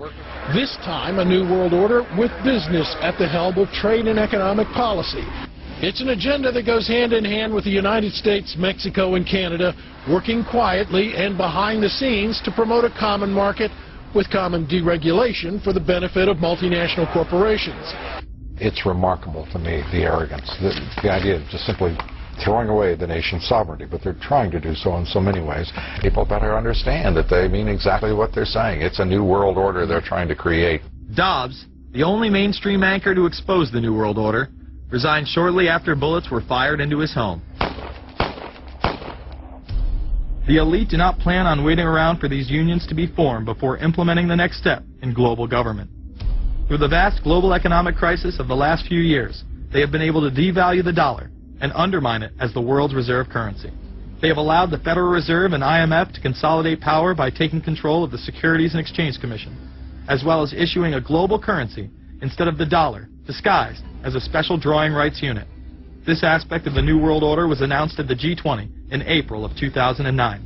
There is a big thing that's going to happen in London at this G20, and then they're hiding it, they're camouflaging it, they're not talking about it. Coordination of international regulation. What they are going to do is to put our Fed and our SEC under the control, in effect, of the IMF. The New World Order, that's what they're planning in there, is to undermine the U.S. currency, and it's just really sad. What it really is putting the American economy under international regulation. Yeah. And those people who have been yelling, oh, the UN's going to take over global conspiracy theorists.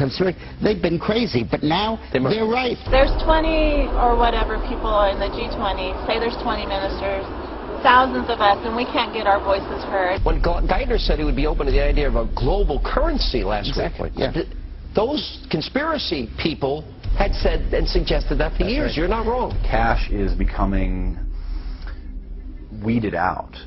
Cash will most likely be eliminated or extremely difficult to use in many situations, so that you'll have to use the global currency or the electronic currency. Even though a physical global currency is yet to exist, groups such as BRIC are openly promoting a new reserve currency, which is a conglomerate of Brazil, Russia, Indonesia, and China.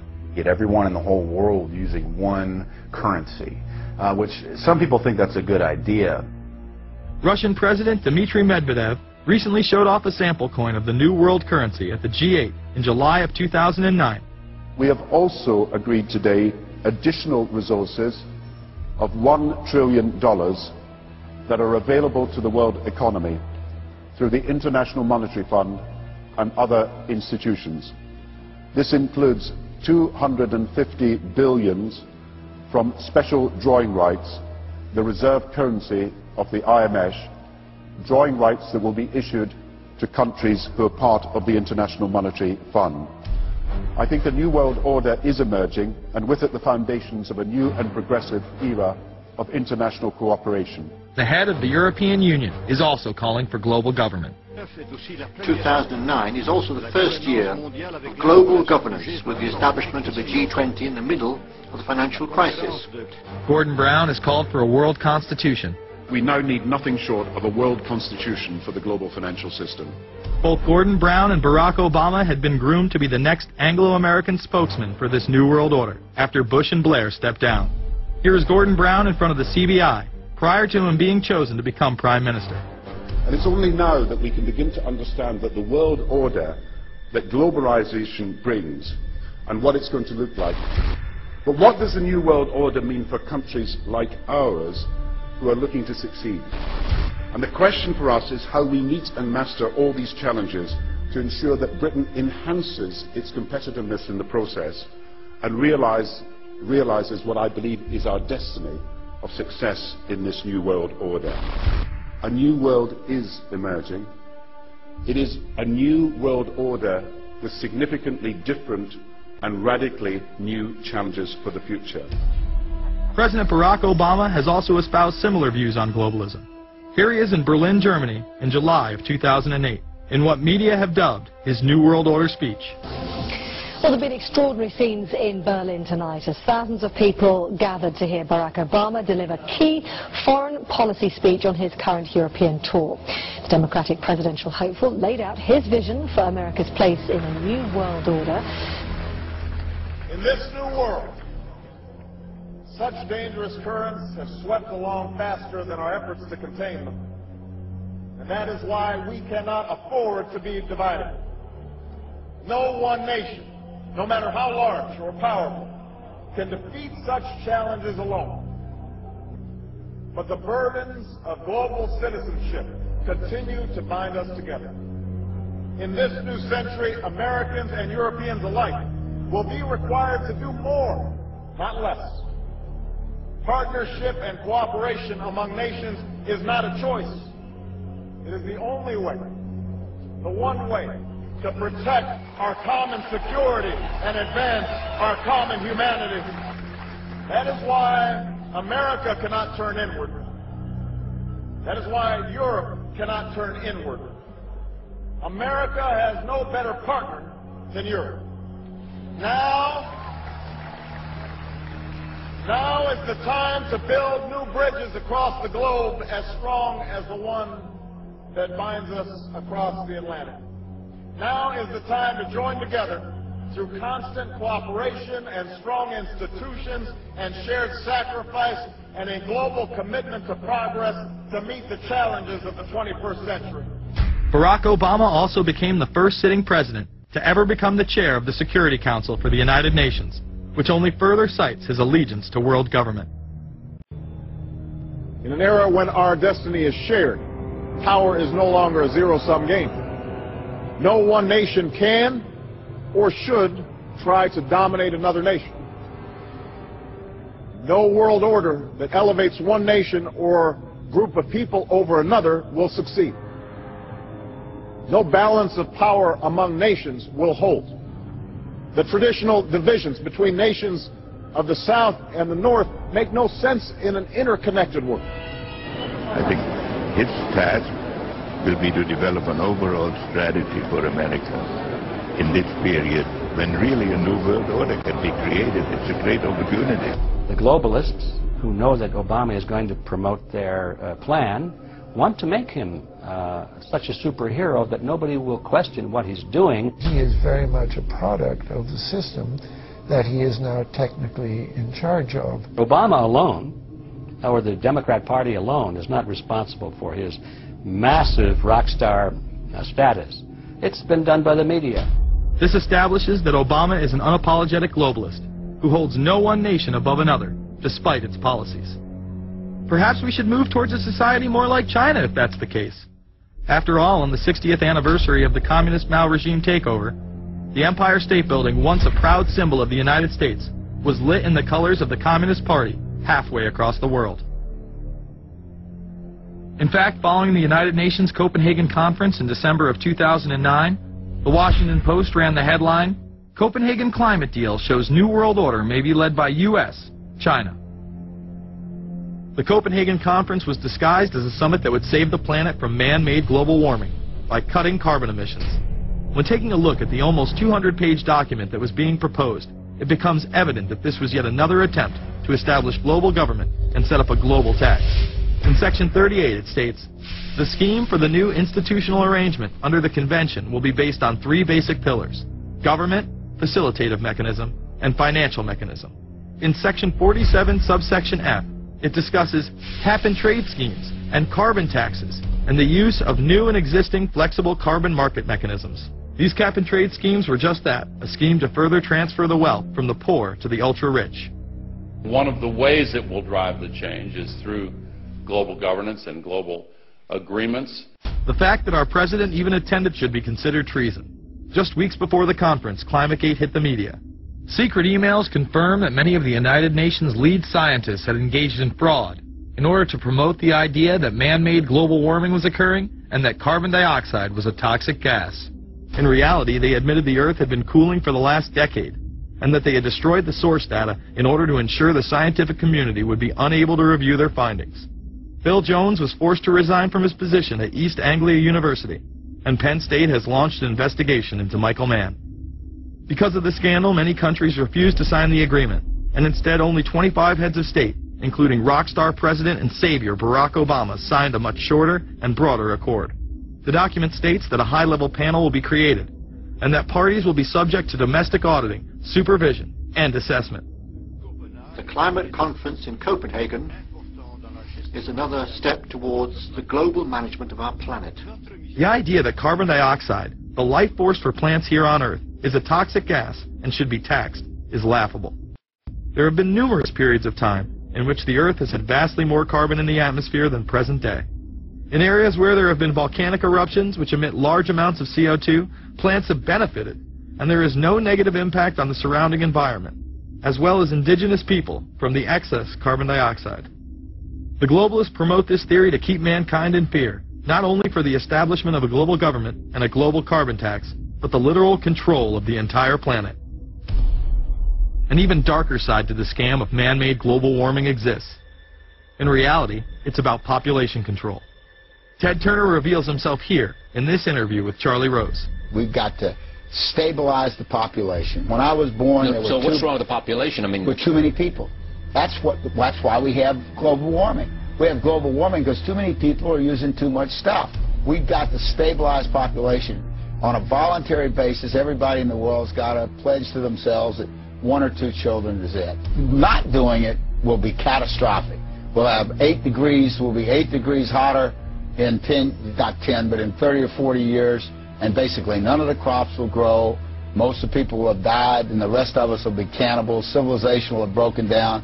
What the few people that are left will be living in a failed state like Somalia or Sudan, and living conditions will be intolerable. The droughts will be so bad there'll be no more corn growing. But not doing it is suicide. Unbelievably, when Turner met with other globalists, David Rockefeller, Warren Buffett, Bill Gates, Michael Bloomberg, and even Oprah Winfrey to discuss population control, they were portrayed as superheroes. Behind closed doors on this New York campus, a secret gathering of some of the world's most powerful people. Gates, Buffett, Bloomberg, Winfrey. It was like the Super Friends. In the great hall of the Justice League, there are assembled the world's 4 greatest heroes. Together with others at the meeting, including George Soros, Ted Turner, David Rockefeller, they're worth more than $125 billion. The new Superman and Wonder Woman, the super rich friends, not fighting bad guys, but fighting for good nonetheless. Would a superhero call for a one-child policy? Would a superhero call for population control? In a recent interview, he claims that 2 billion people would be ideal. That means 4 billion plus must die to accommodate a man who owns more acreage than anyone else on the planet. Let's not forget that Ted Turner is the president of the United Nations Foundation. There are countless examples of how we are being indoctrinated to accept these kind of conditions and believe that man and his activities are the problem. From the promotion of climate cops, we're the carbon cops and we're on the lookout for energy wasters, the phony liberals and conservatives getting together to promote climate change. Hell, let's face it, we're polar opposites. We couldn't be further apart. I'm on the left. And I'm usually right. And we strongly disagree. Except on one issue. Tell them what it is, Reverend Pat. That would be our planet. Taking care of it is extremely important. We all need to work together, liberals and conservatives. So get involved. It's the right thing to do. Now there you go again. The New World Order will stop at nothing to achieve planetary dominance, whether it be assassination, wars based on lies, and even a phony environmental movement. So it should come as no surprise that they have been tracking, tracing, and databasing our lives for years. Many people are aware that the Bush administration engaged in warrantless wiretaps on American citizens. What they don't understand is that it has come out in court that all the major telecommunications companies have been secretly storing every piece of data received from our phones and our computers and handing them over to the National Security Agency. You heard about the government secretly listening in on phone conversations without a warrant, but there is evidence that your email is also being tapped. The government has been intercepting most emails as part of its terrorist surveillance program. That program has been criticized as illegal because it's missing an important ingredient: search warrants. Several years ago, Klein says he came to suspect that AT&T had installed secret computer gear designed to spy on internet traffic at the request of the National Security Agency. This is just a small part of the picture, as AT&T was not the only company involved and emails were not the only issue. The NSA was installing Norris Insight systems, which are capable of monitoring billions of bits of internet traffic per second. It was also able to monitor any calls trafficked through its system, all websites visited, all instant messaging, and separate types of transaction records. The secret room at AT&T contains gear which enables the government to look at every individual message on the internet and analyze exactly what people are doing. Here's another document. It mentions a company called Norris. Norris makes computer software that can swallow and analyze 10 gigabytes of information every second. That means it could go through all the information in all the books in the Library of Congress in a little over 15 minutes. The documents Klein and others were able to produce were then censored by the NSA. Bankston isn't allowed to talk about the documents in detail. The government has since had them sealed. But he says what is in there boggles the mind. We are talking about a substantial portion of all the communications traffic in the United States. The policies have been shielded by the Obama administration and continue to this day. Attorney General Holder has publicly stated lawsuits be thrown out of court. And after several attempts, Klein and other cases were thrown out as well. Once again citing the national security of what used to be a constitutional republic, not a massive corrupt slave state. Living in the New World Order, when it's close to completion, for the average citizen, for people like you and me, is going to be essentially slavery. We're never going to be able to get ahead. We're never going to be able to amass enough wealth, essentially to retire or to do what we want to do in life. We're going to constantly be working for the man. They're creating essentially a two-class system. So it's going to be an inner ruling elite and then everyone else. And I got news for you. You're everyone else. The New World Order that is currently being built revolves around creating a global technopoly ruled by the elite, in which they dominate and control a severely reduced populace, which they treat as their pets. In the New World Order, the people are the enemy. Internal documents released in March of 2009 reveal that the Department of Homeland Security is targeting citizens who discuss the New World Order, people with a Christian identity or sovereign citizens who argue that the government has gotten away from the intent of the Constitution and are strong states' rights advocates. People who are anti-immigration, stating, extremists will argue that immigrants are taking the jobs of U.S. citizens during times of high unemployment and without paying taxes. People who oppose the Federal Reserve banking system. People who display constitutional party or libertarian material. People who support Ron Paul. And those who have bumper stickers containing anti-government rhetoric. This document is one of literally thousands that make everyone a possible terrorist. This establishes a pattern of demonizing ordinary citizens while giving draconian powers to the state. You are considered guilty until proven innocent. As technology is developed, separate parts of their command and control system are beta tested around the world. Here at home, Boy Scouts are being trained to take on returning veterans and disarm domestic extremists, while national programs such as City Year are training young people to serve the government. I am change. eye and fix. In the United Kingdom, it has been established there are over 4 million CCTV cameras. That is around 1 camera for every 14 citizens. Their purpose is not to solve crime, as it takes 1,000 CCTV cameras to solve just one crime. It is to create a tattletale society in which everyone is under constant surveillance by the state and those around them. The company Internet Eyes is now paying people to log on to the internet and watch CCTV cameras in real time as they turn in criminals for cash. Families deemed by the state to be unfit in England have now been put under 24-hour CCTV supervision in their homes. This program has plans for 20,000 families in England, which is to double in the next 2 years. Your every move in both your home and the outside world is under constant surveillance by a criminal elite who operate above the law. As we are constantly under the microscope, their activities remain in the shadows. Obama extended diplomatic immunity to Interpol with Executive Order 12,425, further empowering criminal behavior within our own government. In the Middle East, endless wars will continue. Under the Obama administration, we have sent tens of thousands of more troops into Afghanistan, all while the same network exposed in the Iran-Contra affair discussed earlier controls the opium trade. It was revealed in October of 2009 that the CIA had been funding puppet Afghani leader Hamid Karzai's warlord brother for the last 8 years. He is the lead opium dealer in the region. It seems the same cartel that was dealing drugs in the 80s and 90s never stopped. After all, how else could the government fund black operation programs across the board? The Karzai regime has whole sections of it which are drug-supported, and we can't touch it. We turned Afghanistan into the major supplier of heroin for the world. It happened under CIA supervision. This continues while many of the Taliban are literally on U.S. payrolls. Is there a possibility that we have Taliban employees?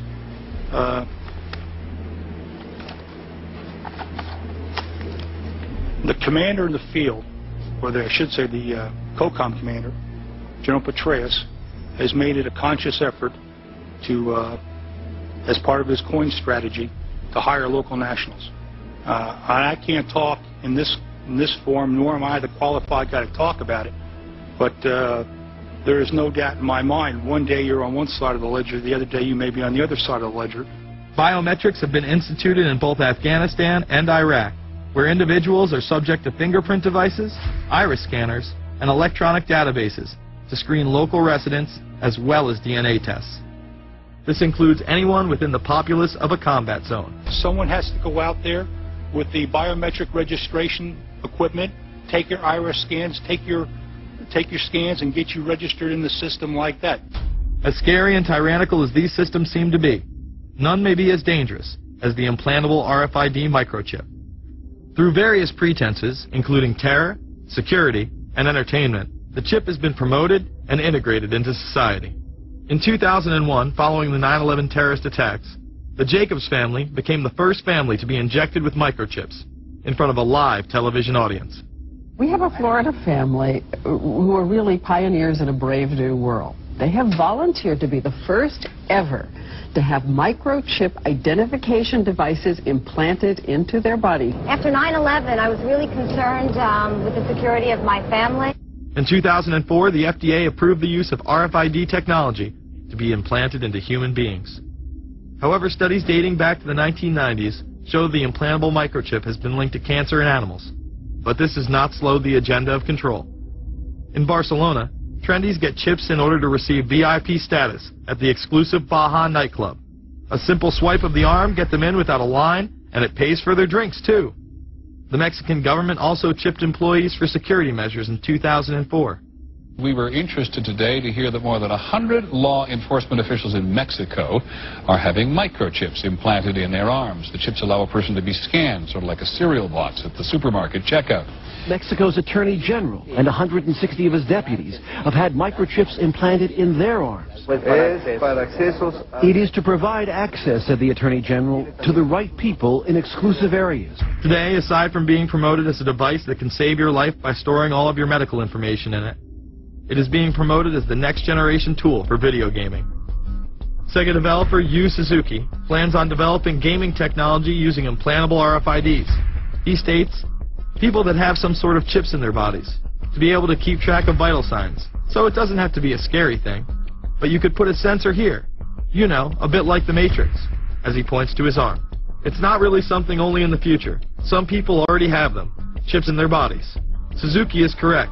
It has never been easier to order a microchip online and implant it under your skin. Microchips implanted in your hand, arm, or shoulder is just the beginning. Some have already taken implantable brain chips that may enable the blind to see again, the deaf to hear, and much, much more, including the ability to download information directly into the brain and instantly communicate with anyone in the world, creating a worldwide mind. It's very interesting that the way that the New World Order is going is moving towards a system that is identical to that, whether it's going to be an implantable microchip, an RFID, a thumb scan, whether it's going to be some sort of a tattoo. Imagine a planet where every human being is required to be chipped at birth. This would be the final tool implemented in a command and control world government system in which the elite rule the masses with total control of their lives. This is, of course, a terrible predicament for those of us who are convinced that this system is slowly but surely destroying this country and has to be changed. But we can't count on the elected presidents to do it, and we can't count on the elected Congress to do it. We somehow have to mobilize the technological resources of the Internet to create some kind of new political force in this country. So is there anything else about the ruling class we should know? Politicians, business leaders, and media figures are often portrayed as pillars of morality while they describe themselves as Christian conservatives. Nothing could be further from the truth. In reality, many of the elite are groomed at a young age to take part in occult rituals. Those who attend Yale are indoctrinated into the Order of Skull and Bones, an elite secret society cloaked as a fraternal order. Yale University is 300 years old this year, and were you to visit its campus, you would see that it still has exotic clubhouses, which look like tombs where Yale's legendary secret societies meet. Their prestige and importance have largely evaporated, but the rituals are still a secret. And so when we heard that some enterprising characters had managed to spy on the famous Skull and Bones Society, we couldn't resist. Skull and Bones, people say it's a fraternity at Yale University, but it's really a postgraduate organization. So it was founded in 1832, and it's not like a normal fraternity. People don't pledge. These people choose who they want to come. So they do the recruiting. They recruit 15 people every year, people who they see are going to be powerful people in the future. So they're recruited when they're a junior in college.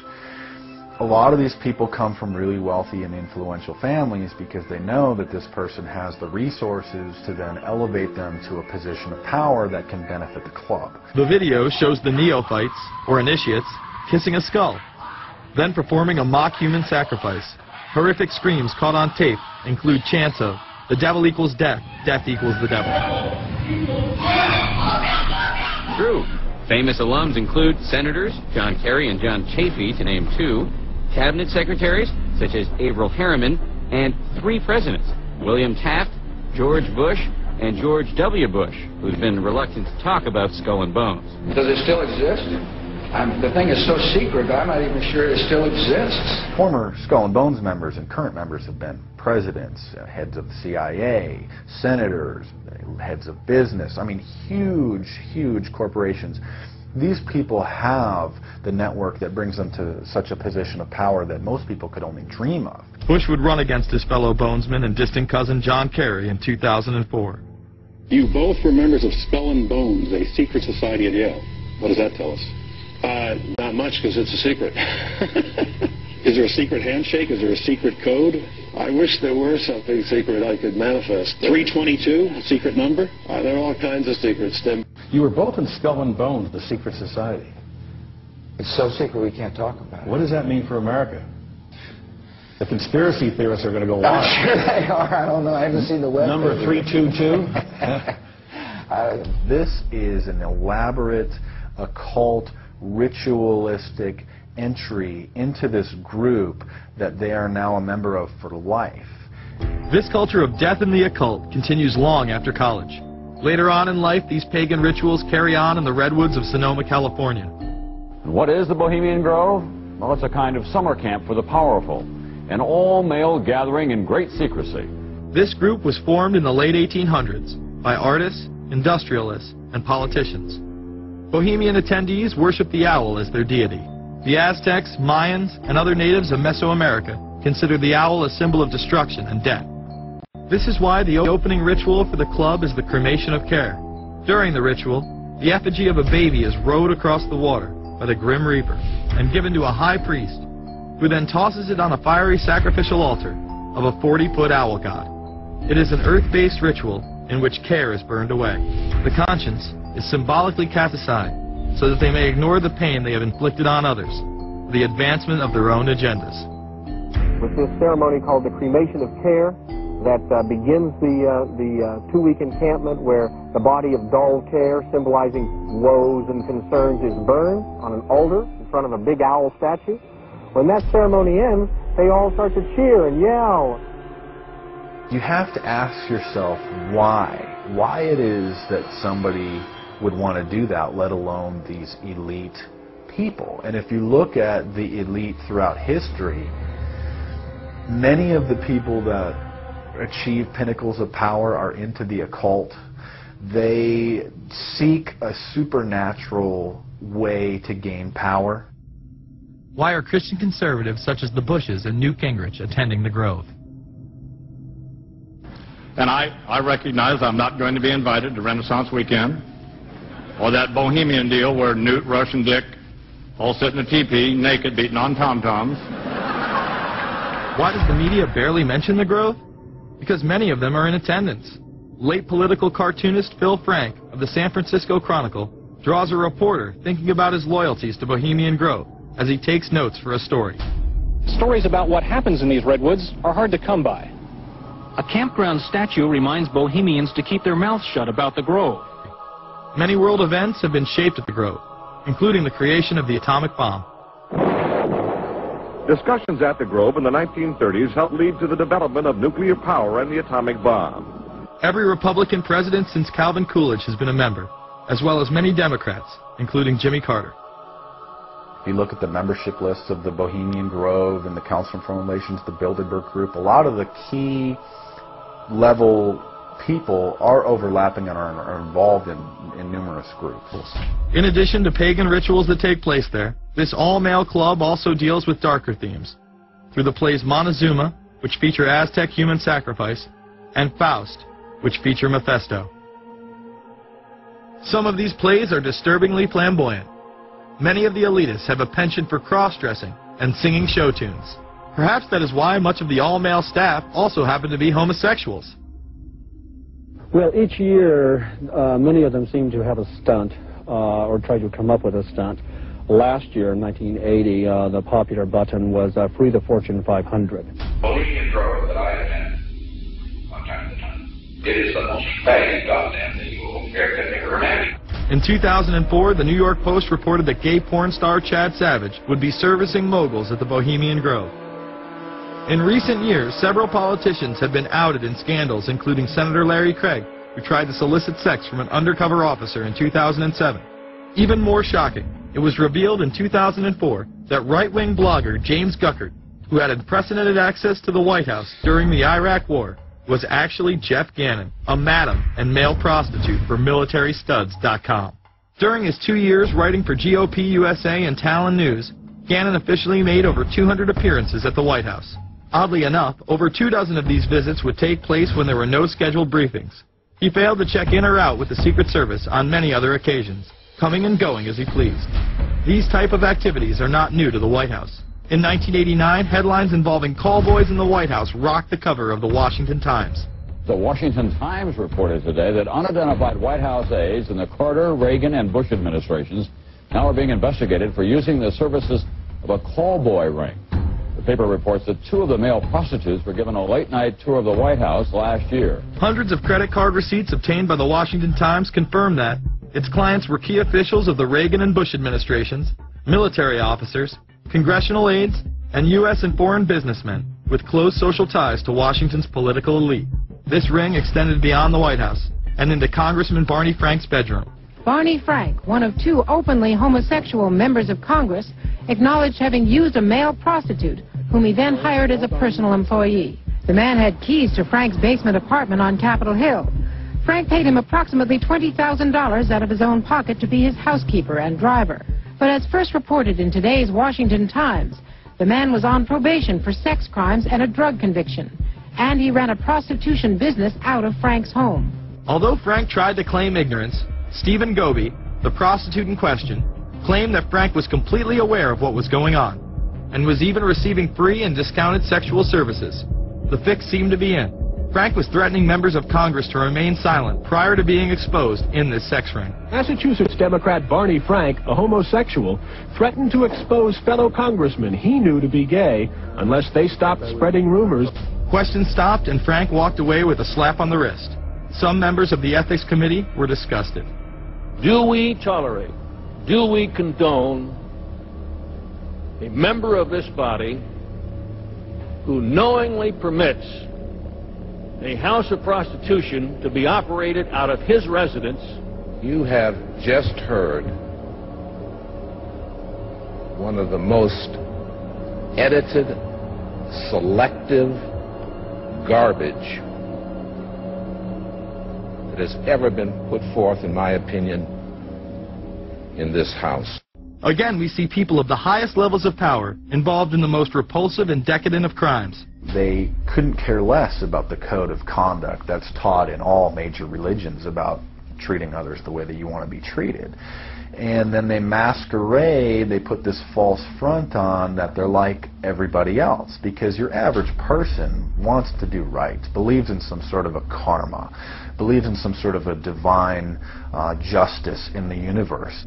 And so these people need to put on this front that they're like the average Joe in middle America, that they go to church every once in a while, and that they believe in an afterlife and a divine justice. And so they have to put on this front that they're like everybody else in order to get elected and to be accepted and to not have people look at them suspiciously, because if somebody goes around and openly admits that they were an atheist or that they were of some obscure religion, people aren't going to throw their support behind them as much, and they're not going to trust them as easily.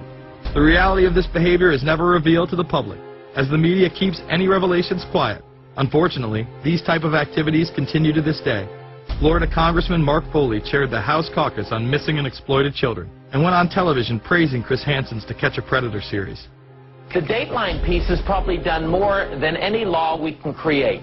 Foley was later caught attempting to have sexual relations with numerous underage pages. Congressman Mark Foley, the man who championed the Child Protection Act of 2006, resigned after inappropriate emails and instant messages surfaced that he sent to former congressional pages.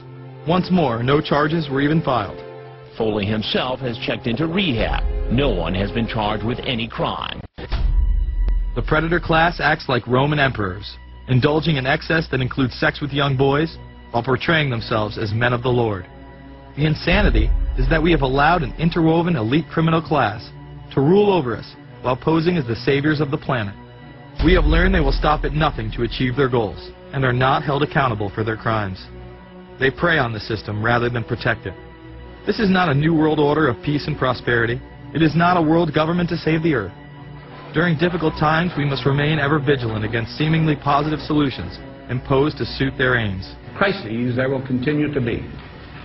In meeting them, whether foreign or domestic, great or small, there is a recurring temptation to feel that some spectacular and costly action could become the miraculous solution to all current difficulties. We are threatened by a superclass that control the flow of information and hide technology from the public.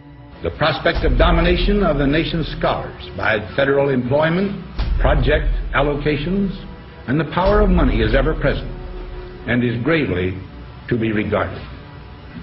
We must also be alert to the equal and opposite danger that public policy could itself become the captive of a scientific, technological elite. It is time to put down the remote control, to turn off your Xbox, and start paying attention. It is time to step away from everyday luxuries and pop culture and take action against a monolithic, concentrated evil in order to save what's left of humanity. We must now trade in our apathy for action in order to defeat this invisible empire.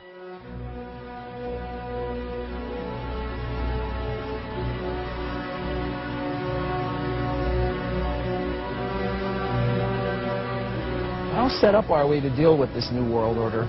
I think we're going to hear a lot about that today. Take the New World Order. It's an interesting phrase. I've been thinking a little bit about the structure of the world, right? The New World Order, as everybody says. The peace could yield to the pernicious New World Order. The New World Order. The New World Order. The New World Order. The New World Order. This New World Order, stay fixed on your goal of imposing the New World Order. We kept talking about a New World Order. A New World Order.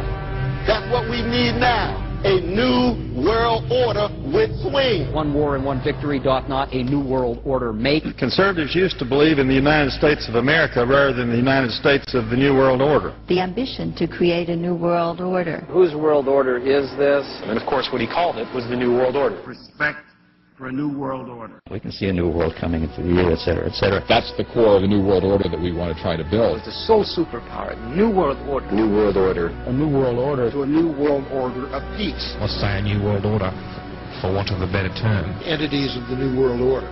The whole concept of New World Order is something else. It really says that the state is God. The state will play a bigger role in the economy. New order. What Wilson wanted was a New World Order, not just a New World Order. In order to compete in the New World Order. Compete in this New World Order. This is the third leg of the New World Order. We had the World Bank, we had the IMF, and now we had the World Trade Organization. A rigid New World Order. This hoped-for New World Order. Constructing a New World Order in the New World Order of the 21st century. The New World Order we're going to put in place In this New World Order. in this New World Order. The patriots in this country are not going to see their rights diminished in order to create a New World Order. That President Bush has described as a New World Order, which we all share that same desire. A New World Order is surely in the making here. Are we ready for the New World Order? It's a timely and often controversial question. You don't hear politicians speak the way you do in America. It's about the future of Europe and a New World Order. Mr. President, thank you so much, and I hope to have you again, and I hope to see you again.